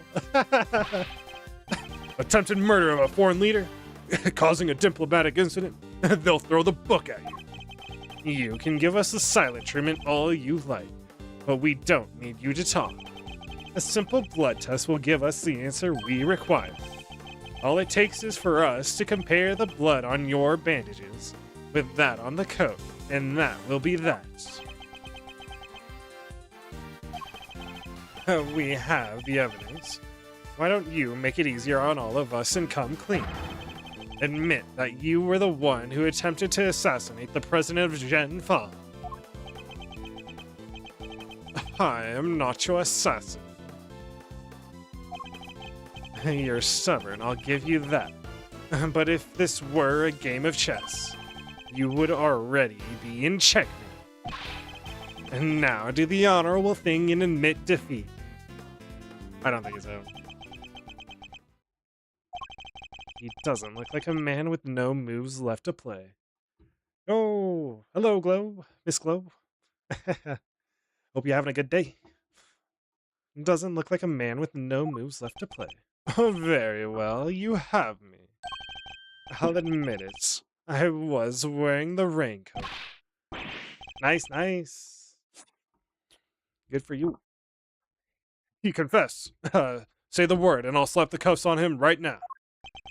But I did not shoot at the president. Oh, pretty chill. Had a dinner with my family and had a 3-day weekend, so I was happy about that. How about you? Did not shoot the president. Yep. What? Mr. Edgeworth. The only thing you have proven is that I was wearing a particular raincoat. And as far as I am aware, that is not a crime. Ah, that's fair. Yep. That sounds nice too, actually. We did a small not really like a true barbecue, but full-on barbecue for July 4th sounds good. I don't know about not being an assassin. I am no assassin. I am a simple ice cream seller. One who happened to be wearing a red raincoat while watching the president speak. I was as surprised as anyone when his bodyguards sprang into action and the shots rang out. That's when the spectators panicked and started running and screaming for their lives. And now, are you finally satisfied that I am telling the truth? As if your story stinks. Sweats. You don't scare me. The evidence is on our side, you know. Look, it's right there. Plain as day. The assassin, there wearing a red raincoat. Uh-huh. He's not in anywhere else. Okay. Intriguing, but that is not me. That's kind of where I'm at. Oh, come on. Tell me, Mr. Edgeworth, do you really think I was the only one in the entire park wearing a red raincoat today? I do, actually. But then why? Why does he seem so sure of himself? Uh-huh. I am no assassin. I am a simple ice cream seller, of course. Hold it! Simple ice cream seller, but a knowledgeable one, I assume. On the subject of ice cream, at least. But of course, ask me anything you wish.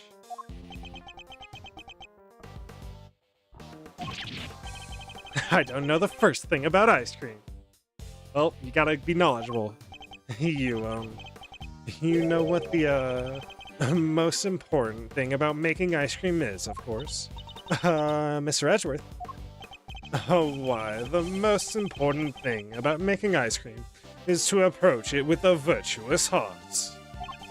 And what does virtue have to do with anything? Without proper reverence for the craft, I'm afraid all you'll ever make are sweetened crystals of ice.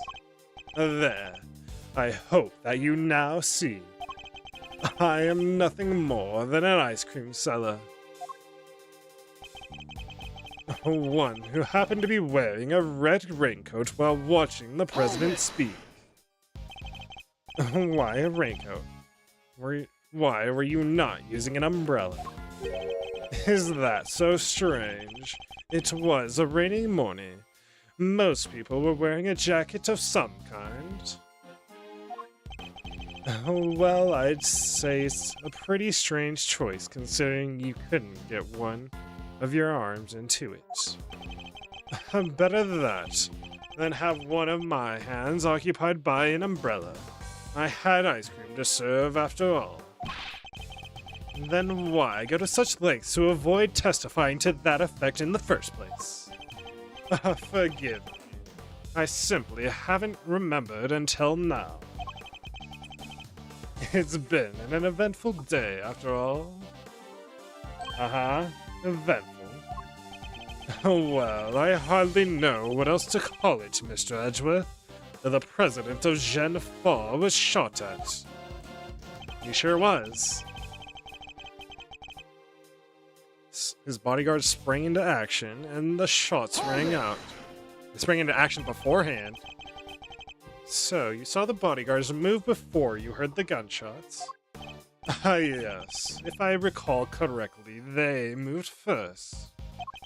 At least, the one on the left did. You're rather observant, Mr. Doe. I am blessed with keen eyes.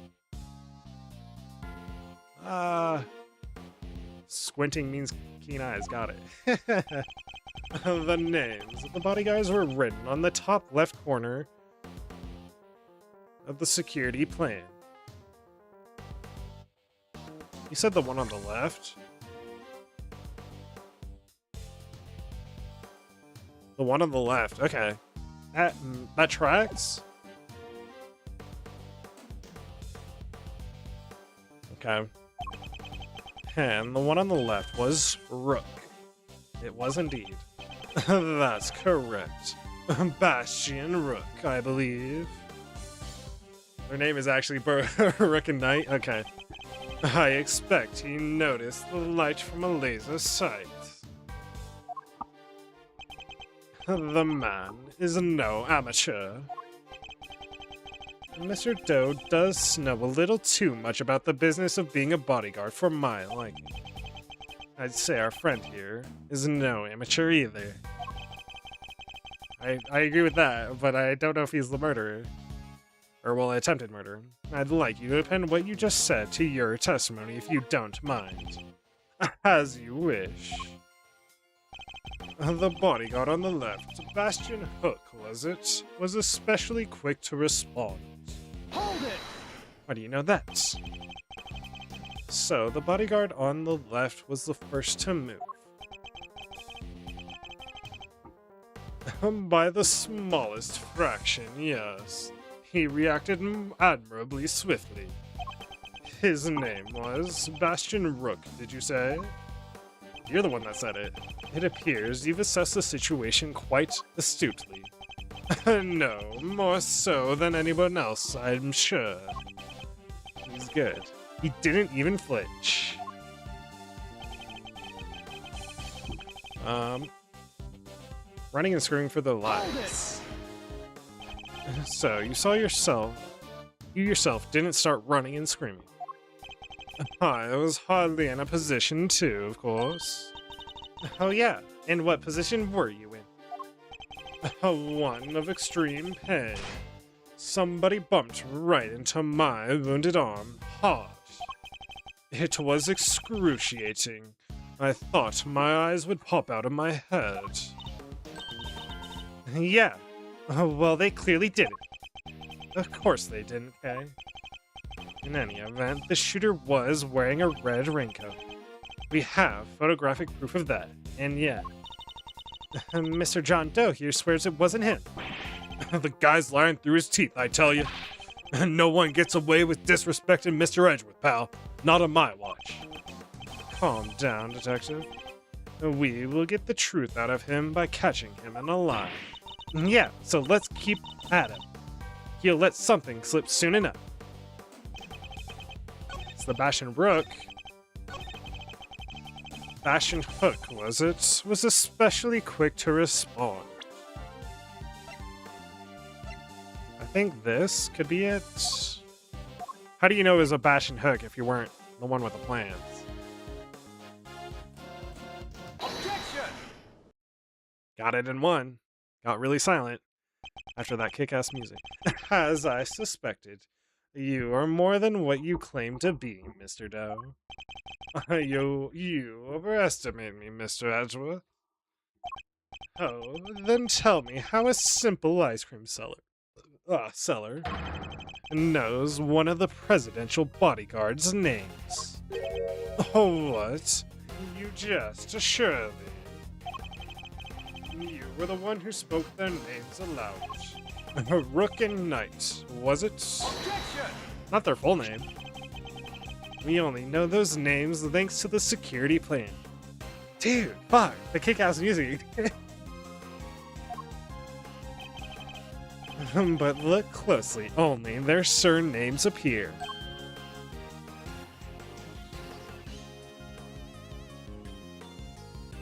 Oh, thank you. It's just this one's just a pre-made they were selling off BGen.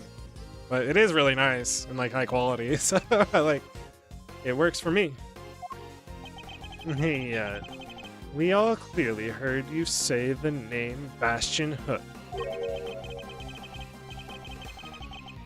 Yeah, it's a pre-made. You can get it. If you wanted to, you could be me. No, that's yeah. They have a few of them. There's I think they had a female one too. But this is the one I picked, so this is my. That's fair, yeah.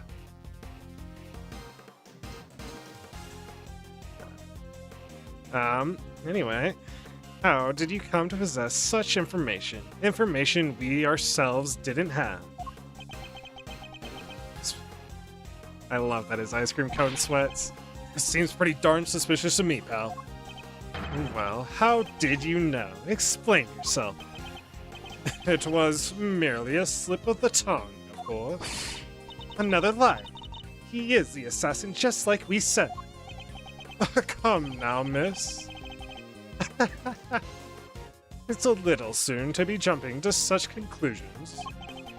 I did know their names, yes. And the reason for that is... Well... I know Mr. Rook, of course. he and I are acquainted. A likely story. What? We have something of a connection and he is a name I could never forget. You think we're stupid, pal? Stop lying. I am not lying. I am, as I always have been, a simple ice cream seller, of course. And an acquaintance of Bastion Rook, yes? Objection! And I suppose Mr. Rook will confirm that. It should be easy enough for him to remember his good friend, the slippery ice cream seller, correct? Oh, please, you are more than welcome to ask him. Although I think that might be difficult right now. I would imagine he is rather busy ensuring the president's safety, of course. But suppose you are able to speak with him, and he does deny that he and I are acquainted. How will that help you prove I was the shooter? Objection! You got me there. You weren't the shooter. Why take off your raincoat? Because it was no longer raining. In fact, it had grown quite warm. God, the music's going fucking hard. Far better to let my wound breathe, no? Or would you rather I had let it fester? Is he actually going to worm his way out of this? Huh? What are you waiting for, Mr. Edgar? Hurry up and arrest this man. He's clearly guilty. If I were you, he'd be in jail already. You might be willing to arrest a man without sufficient proof, but I am not. That's Edward. No, come on, Mr. Edward. There's gotta be something you can do. Shocking scenes here, as the culprit seems all but certain to escape justice, huh? It seems the court of public opinion has spoken. Very well. As I will clearly be viewed with suspicion no matter what I say, I might as well share what I know. What you know? What's his angle here? I saw them. I saw another person with a red hood. Ah, huh? Okay. What? Are you kidding, pal? It's the person you captured in your photograph. I first noticed them just before the president's speech began. It was still raining then.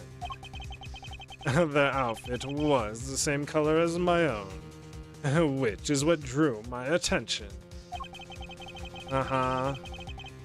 As did the laser beam that he was aiming directly at the president's head. He's claiming there was another red-hooded person. Preposterous. I knew that if anyone saw me dressed similarly to this individual, could fall under suspicion myself. And so naturally, I removed my raincoat. Objection!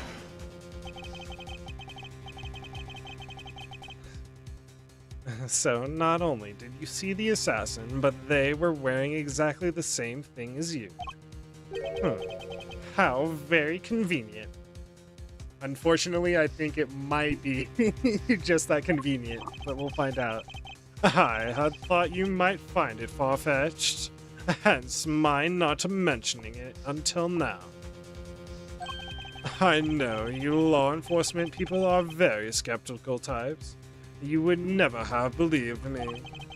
Especially not if I had said that the shooter was standing right next to a certain prosecutor.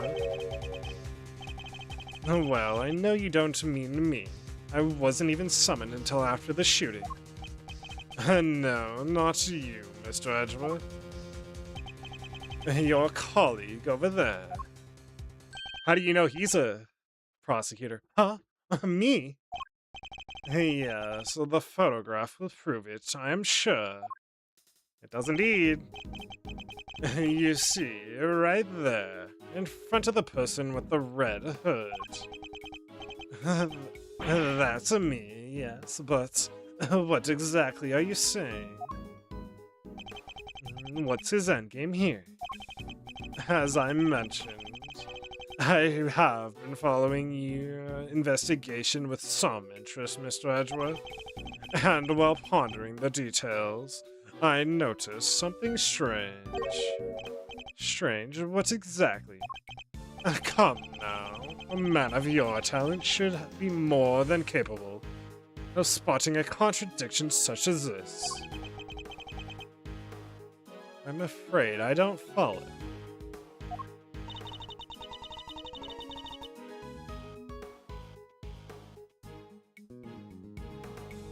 Is it the ankle?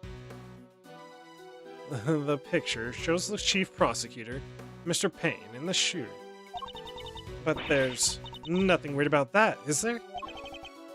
Think carefully. The picture was taken right in the middle of the president's speech, of course. One of the other pieces of evidence you've gathered is inconsistent with what we see here.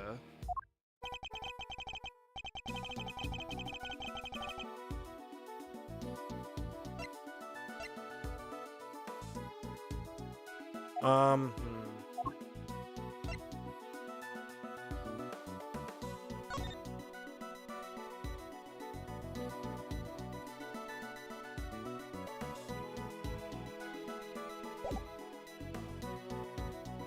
I think it could be this. I don't know why you would shoot like this, right?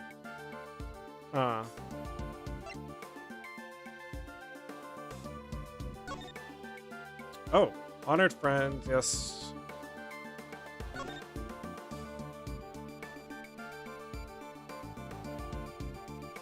Yes. The president wants to thank us personally. Ew. He seems pretty pleased to be able to put the whole Yatagarasu situation behind him. Okay.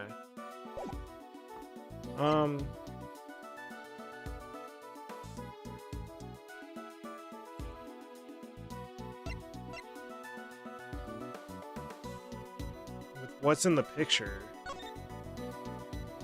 Inconsistent.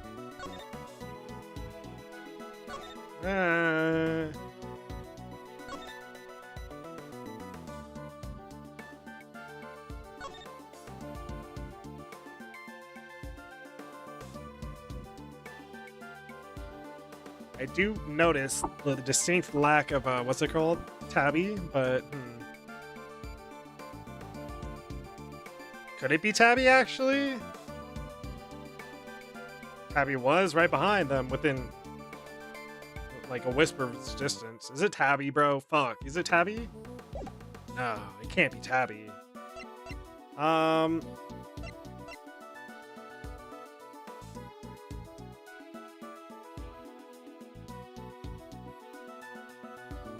Take that! Go this. If I'm honest, I'm not entirely sure why. But I think the Mr. Edgeworth, are you really sure you want to go presenting stuff, even if you're not sure? I don't know if that's such a good idea, pal. Fine, I withdraw the evidence. I think it's a little too late for that, don't you? No, it's never too late.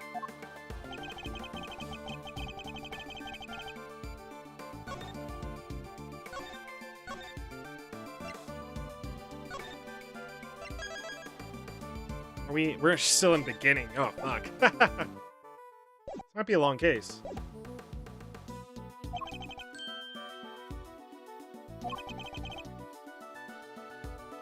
Is it the laser sight, then? Or... I'll try the laser sight. Nope. Okay, is it Tabby, then? Is it the Tabby thing? I guess we're taking the hit. My bad.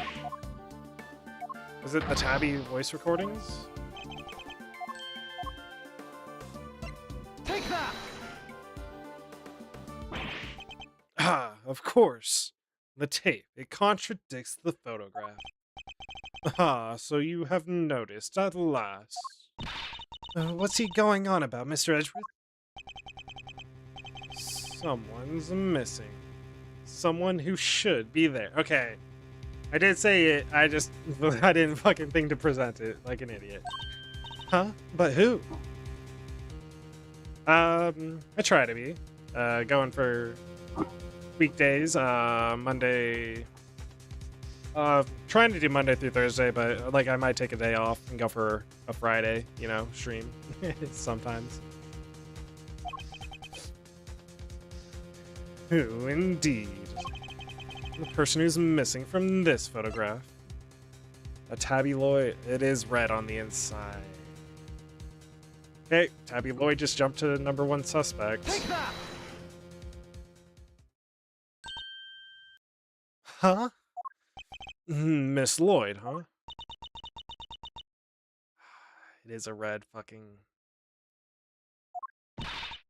How do you figure that?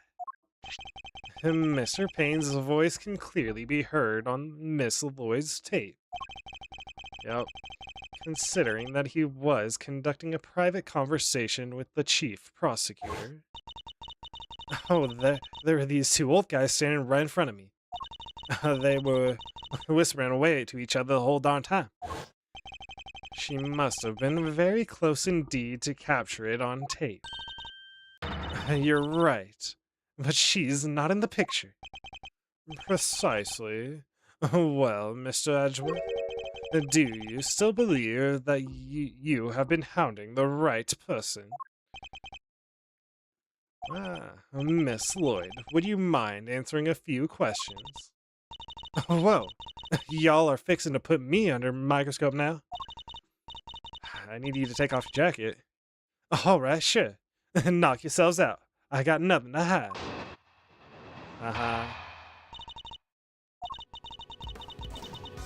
It ain't like I was standing still the whole time. Nah, I was running all over, roving reporter style. And that was a big old crowd.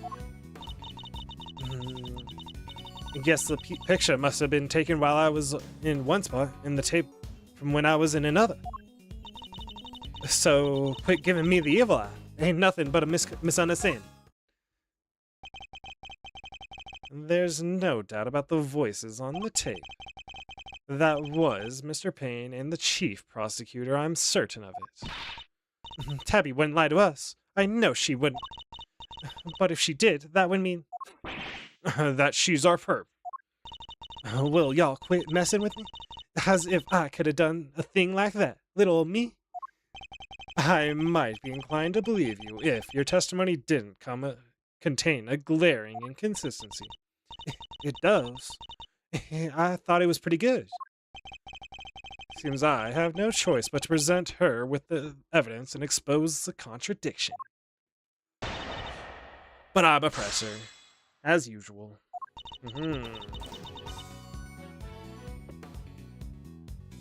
Ain't like I was standing there the whole time. Why would you be moving if your main aim was to record the president's speech? What now? How do you mean that? Surely the speech would have been best recorded from a single, consistent position, yes. Well, see, that is, oh yeah, ambience. That's the word I was looking for. They gotta capture the ambience. I can't put that electric atmosphere down in print if I don't have a bunch of it on tape for inspiration. Surely all you achieved was to fill the tape with unwanted background noise. Y'all are questioning my method now? I don't do stand still, alright? Nah, I was running around all over. Hold it! You were running all over. Where exactly? Here, there, and everywhere, I guess. What? Y'all don't know what all over means? You think I remember exactly where I was and when I was in the crowd? What do y'all want from me? I'd like you to at least tell us whether you were on the left or the right of the stage. Left. Yeah, left, I think. The suspect in the picture was on the left-hand side, too. Coincidence? I think not. Hold it! So, the fact that you are not in the picture is to be expected. Is that what you're trying to tell us? It surely does. I caught your pals, the prosecutors, on tape while I was in one part of the crowd, and then the picture was snapped while I was off somewhere else. Look at it that way, and it all makes perfect sense. Your assertion, then, is that the picture and your recording were taken at different points in the speech. Yep, timing's everything. You learn that soon enough in this line of work. So, if I can prove that the two things did happen at the same time, her entire defense will come tumbling down. Good thing she recorded it.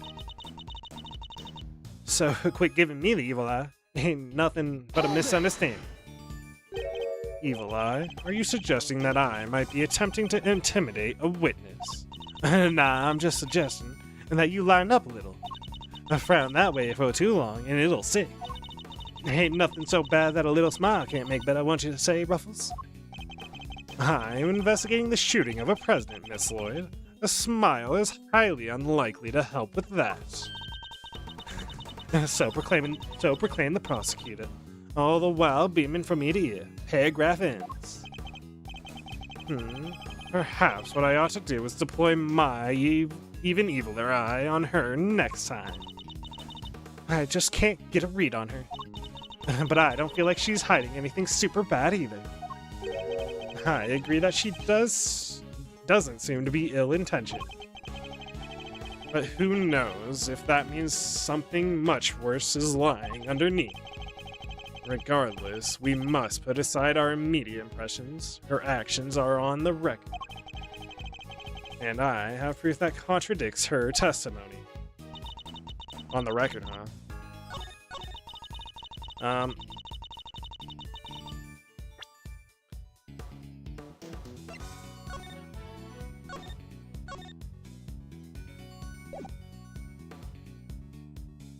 think it's gotta be a wrong tape recording, right? It is.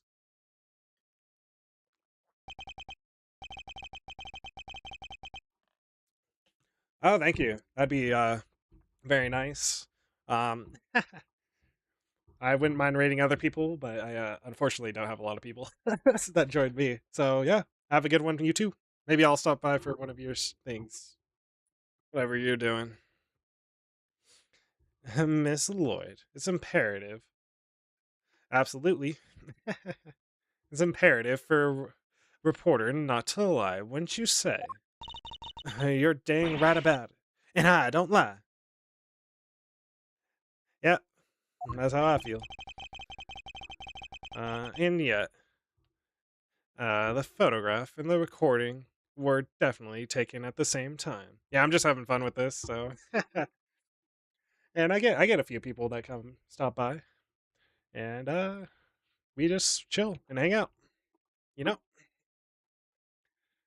And the photograph and the recording were definitely taken at the same time. What? You can't prove that. Oh, but I can. The evidence is right here in these pictures. This one in particular shows something that lines up precisely with when you were making your recording. Yep, have a good one. Peace. You too. What part of the picture indicates that it must have been taken at the same time as Miss Lloyd's recording? The speed? Wait. Oh. I think it's actually this. Take that! See here, the president has his fist raised. And what about it? Right? Let me see this. As if trying... Yes. Thrusts his fist into the air as the excitement reaches fever pitch. And what about it? Would you be so kind as to play us the tape again? I see. It ain't that simple. She didn't press, what's it called? Rewind? What if I were to tell you that you don't have a choice? You don't make it easy, do you, Ruffles? Remember, we are concerned with the moment the president raised his fist. We sure are. No criminal organization, no matter how big, is above the law. The president thrusts his fist into the air as the excitement reaches fever pitch. There. That's the moment right there. Correct. We've now confirmed that when it occurred in the recording. Which means Tabby should be in the picture too. And she is, right there for all to see. For Miss Lloyd is in fact the person with the red hood. What? Yeah, snap. Her animation's really good, goddamn. So you're the shooter, huh? No, nah. I don't even own a jacket like that. That's right. From everything we know, the owner of the red raincoat is...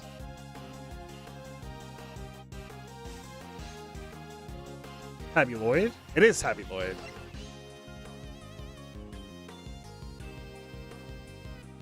How do you want me to say this? Because I know the answer to this is fucking reversed, but,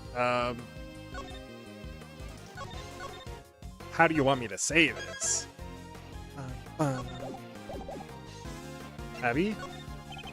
The person in the red hood was you, Miss Lloyd, and therefore the owner of the red coat must be you. You are the only person it could belong to. Perhaps she could show us her injury to prove it. Oh wait, huh? What do you mean? The bloodstain on the raincoat. Or have you forgotten about it already? Of course.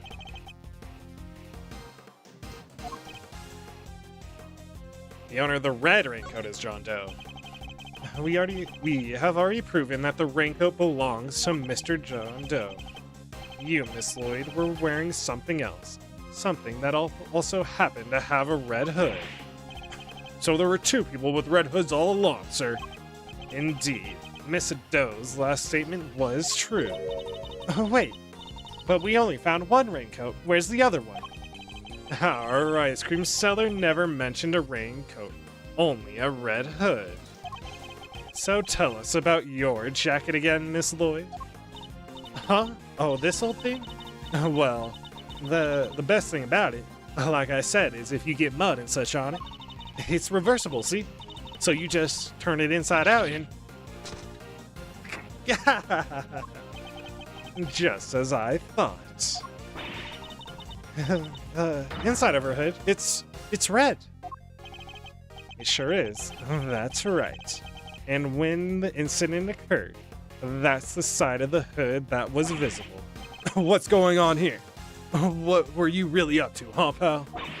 Wait, I never even wore it that way around, Perhaps, if you would allow us to examine it, we could confirm that for ourselves. And y'all are gonna confirm that how, exactly?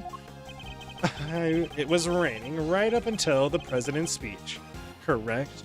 That must have been established already. And as for you yourself said, hey, I don't use neither. Come rain, sleet, snow, or shine, it's my trusty parka every time. You haven't reversed your parka since the rain. Then the inside should be dry. Wait a sec now. I got this big old backpack on, see? So I can't take my jacket off yet. Maybe I could show y'all some other time. Uh-huh. You think that week is... an excuse that week is gonna wash it with Mr. Edgeworth? Huh, pal? Well, what are you waiting for? If you're innocent, take it off and show us, pal. It wasn't me, I swear. I never shot that dang president. I could never. If that's true, Miss Lloyd, then your best option is to cooperate and tell us the truth. Is there a particular reason why you chose to wear a parka with a red hood here today? I'm sorry, Ruffles. There's something I never told you. Something I couldn't. But I'll come clean, I promise. Just go easy on me now, you hear? Hold it. That was not from... Who's that hold it from? Who said that? The president? Hold your horses. It's a little soon for the endgame. I don't think it's the same as look at me. That goes for you too, Mr. Prosecutor. Uh-huh. Ah, that's a nice badge. He is injured. Knight. You lost this one the moment you made your opening move. As one of the men from Kay's photograph. I knew there's definitely something with the Gen Fa side of this too. I guess I'd better introduce myself. Alright, that is incredibly dangerous. Fucking cool as fuck, but incredibly dangerous. Okay. The name's Bronco Knight. I'm the president's personal bodyguard. Kinda crazy. Same pistol too. It's what's it called? A bodyguard's pistol, huh? Just no laser sight. And second in command of his security detail. Ha! Point that thing someplace else, pal. What the heck's wrong with you? Thank you, Gumshoe. Gun safety. Sorry. Can't help myself. It's just too much fun being this good. Brother, you're gonna fucking accidentally shoot somebody. You're not a member of law enforcement, so how did you get a gun? Yeah, this old girl's on loan from Genfa, temporarily issued to us presidential bodyguards. Anyway, never mind that. I got 2 tidbits of news for you. You want the good or the bad first? Choice is yours. I'm indifferent, whichever you prefer. Really? You're giving up the first move advantage, just like that. Whatever, your loss. I guess I'll push on at the first pawn then. Okay, chess is being wildly important. So, you play a little chess, I take it. He's playing image trading too. Ah, fellow fan, are you, Mr. Red Suit? The name's Edgeworth, and you could say I dabble. Duly noted, Mr. Edgeworth. Alright, I'll start with the good news. The president's okay. Didn't suffer so much as a scratch. He didn't. That's a relief. Particularly for the young lady here. That means there's no longer a murder charge on the table. That is good news, huh, Tabby? Yeah, 'cause I never. And now for the bad news. The only reason the president's alive is because we bodyguards did our job. One of us did, anyhow. Our boss. Put himself in the line of fire. You're referring to your colleague, Mr. Rook. Yeah, it's game over for him. He died? No way! Rook is dead. A genuine loss. So you're saying that Tabby? Yeah, your friend killed my colleague, my brother-in-arms. Oh, heck no. I didn't do it. I didn't kill anybody. I could never.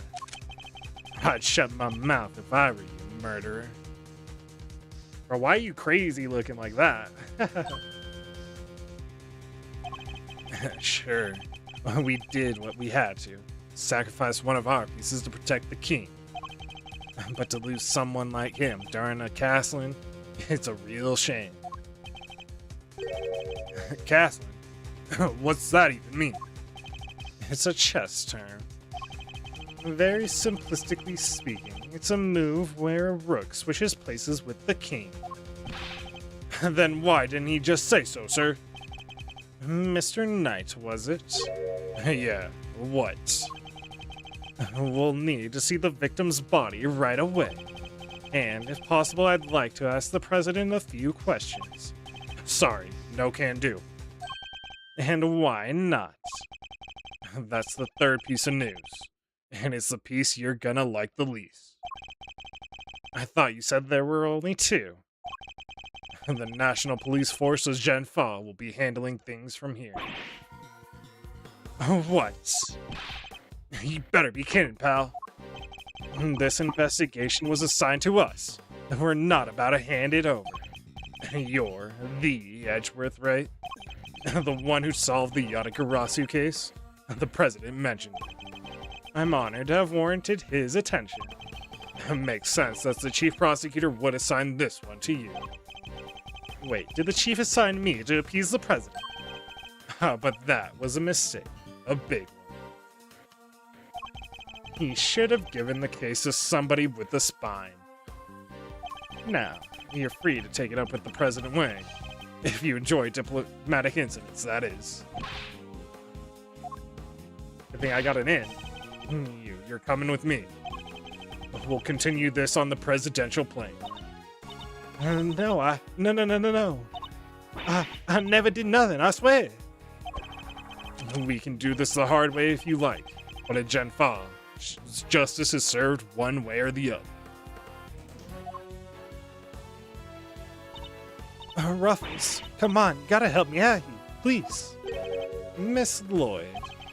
She was the one in the red hood. There's no denying that now.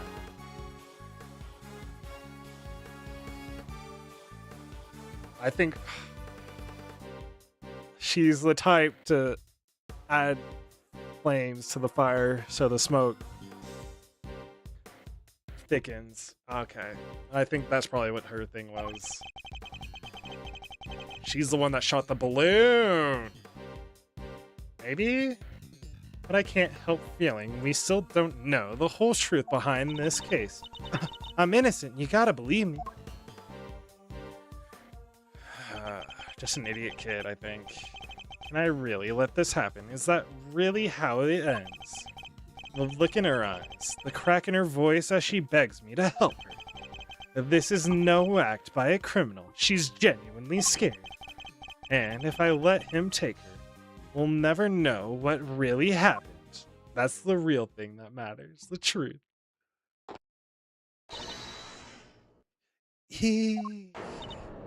What? Huh? What the? Lang, I need you. Get your filthy hands off. That was him? Damn! Quiet now.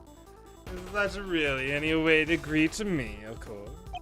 Your neck has barely begun to heal, and you've already forgotten who I am. I'm disappointed. Oh, it's you. Ah, so you do remember. Oh, what do you think you're doing, pal?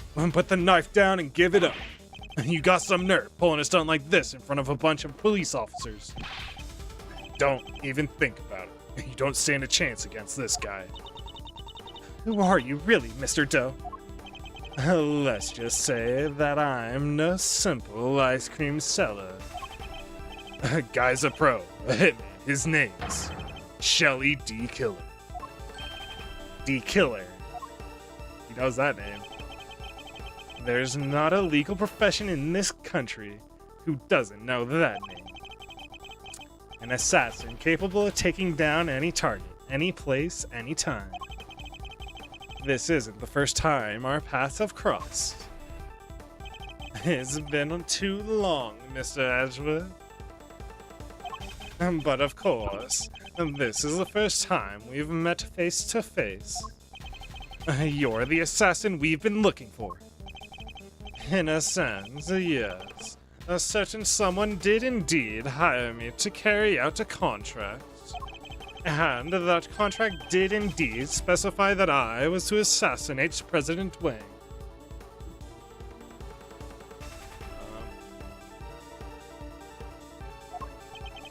I swear I've seen his picture in one of my old files before, but how could I have been so careless? My bandage proved useful for bringing a knife into the park undetected. But I miscalculated in certain other regards. He didn't bring a gun. And now, shall we play a little game, Mr. Knight? I know how fond you are of such diversions. The stakes must be high in order for it to be fun, of course. Shall we wager, say, your life? What do you want from me? I would like for you to allow Mr. Edgeworth to remain in charge of the case. Ah, he what? What are you up to, D-Killer? I would simply like our mutual friend to see things through to their conclusion. Huh? But why? Bastion Rook was a man of great skill, one with whom I felt a certain connection. It is only right that the truth behind his death be brought to light. With Mr. Rook's departure, the case is now yours to investigate, is it not, Mr. Knight? I'm simply asking you to transfer that authority to Mr. Edgeworth. It's not something worth losing your life over, surely. You're just using the investigation as an excuse to get closer to the president. Am I really? I suppose it is true that in order to for the investigation to proceed, we will need to enter the presidential plane. You think I'm gonna let you near him? I'm his chief bodyguard. Are you now? And here, I thought you were only second in command. Rook's not around. That means I'm number one. I wonder if you have what it takes to step into such capable shoes. You, of course I do. I'm the leader, now me. As that is indeed the case, then I would ask that you make a choice worthy of a leader. Will you needlessly throw away your life?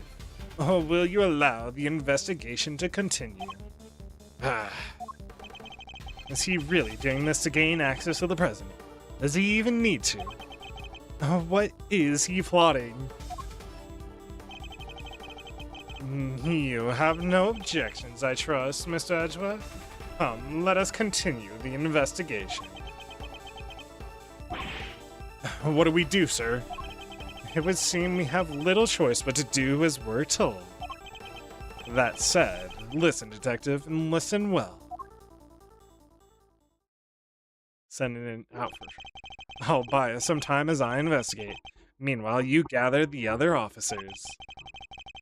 Have them surround the plane and make absolutely certain that there is no way he can escape. Yes, sir, you got it. Is that the to be continued? It is. Dude. Fuck. That is going to be it for today. But a wild introduction. They didn't start with us knowing what everything was, thankfully. A lovely wild introduction. I should have noticed it was Tabby as that person a little bit earlier. And I mean, I also... Well, I knew. I figured it out at the right time. I did catch the context clues they were dropping, though. I didn't look at her inside of her jacket, is the thing. Haha, D-Killer. We knew it was a D-Killer the instant you see him. But you did know he was going to be assisting us. That was great. And Mr. Knight in a dead rook. And the president, too. Entering that plane is going to be real interesting. I don't know how I feel about Mr. Knight. He's giving me a bad vibe, so to speak, you know? I think a bad vibe... Oh, it goes immediately to the ladder, okay. It's giving me a bad vibe, and I don't know about Mr. Knight. And I think Shelly D. Killer is gonna show up again at some point, huh? Huh. And Tabby Lloyd also probably fucking is gonna show up again too. I don't think they're the murderer. Do you think they did fire a gunshot though? Which would account for why they had a laser sight. Huh. Is it 2 laser sights? Oh! You know what? Maybe the 2 gunshots from the trash can gun Or both the shots that went into what's it called? Maybe there is a third gunshot at the same time. And the two gunshots in the trash can gun were both into the balloon and the flag. That did take 2 bullets, and there is a third gunshot somewhere? Question mark? Same gun. Almost certainly. But anyways, that's gonna be it for stream today. I'll be back. Um and then what's it called? We we'll be back tomorrow with more investigations. This case is actually really good.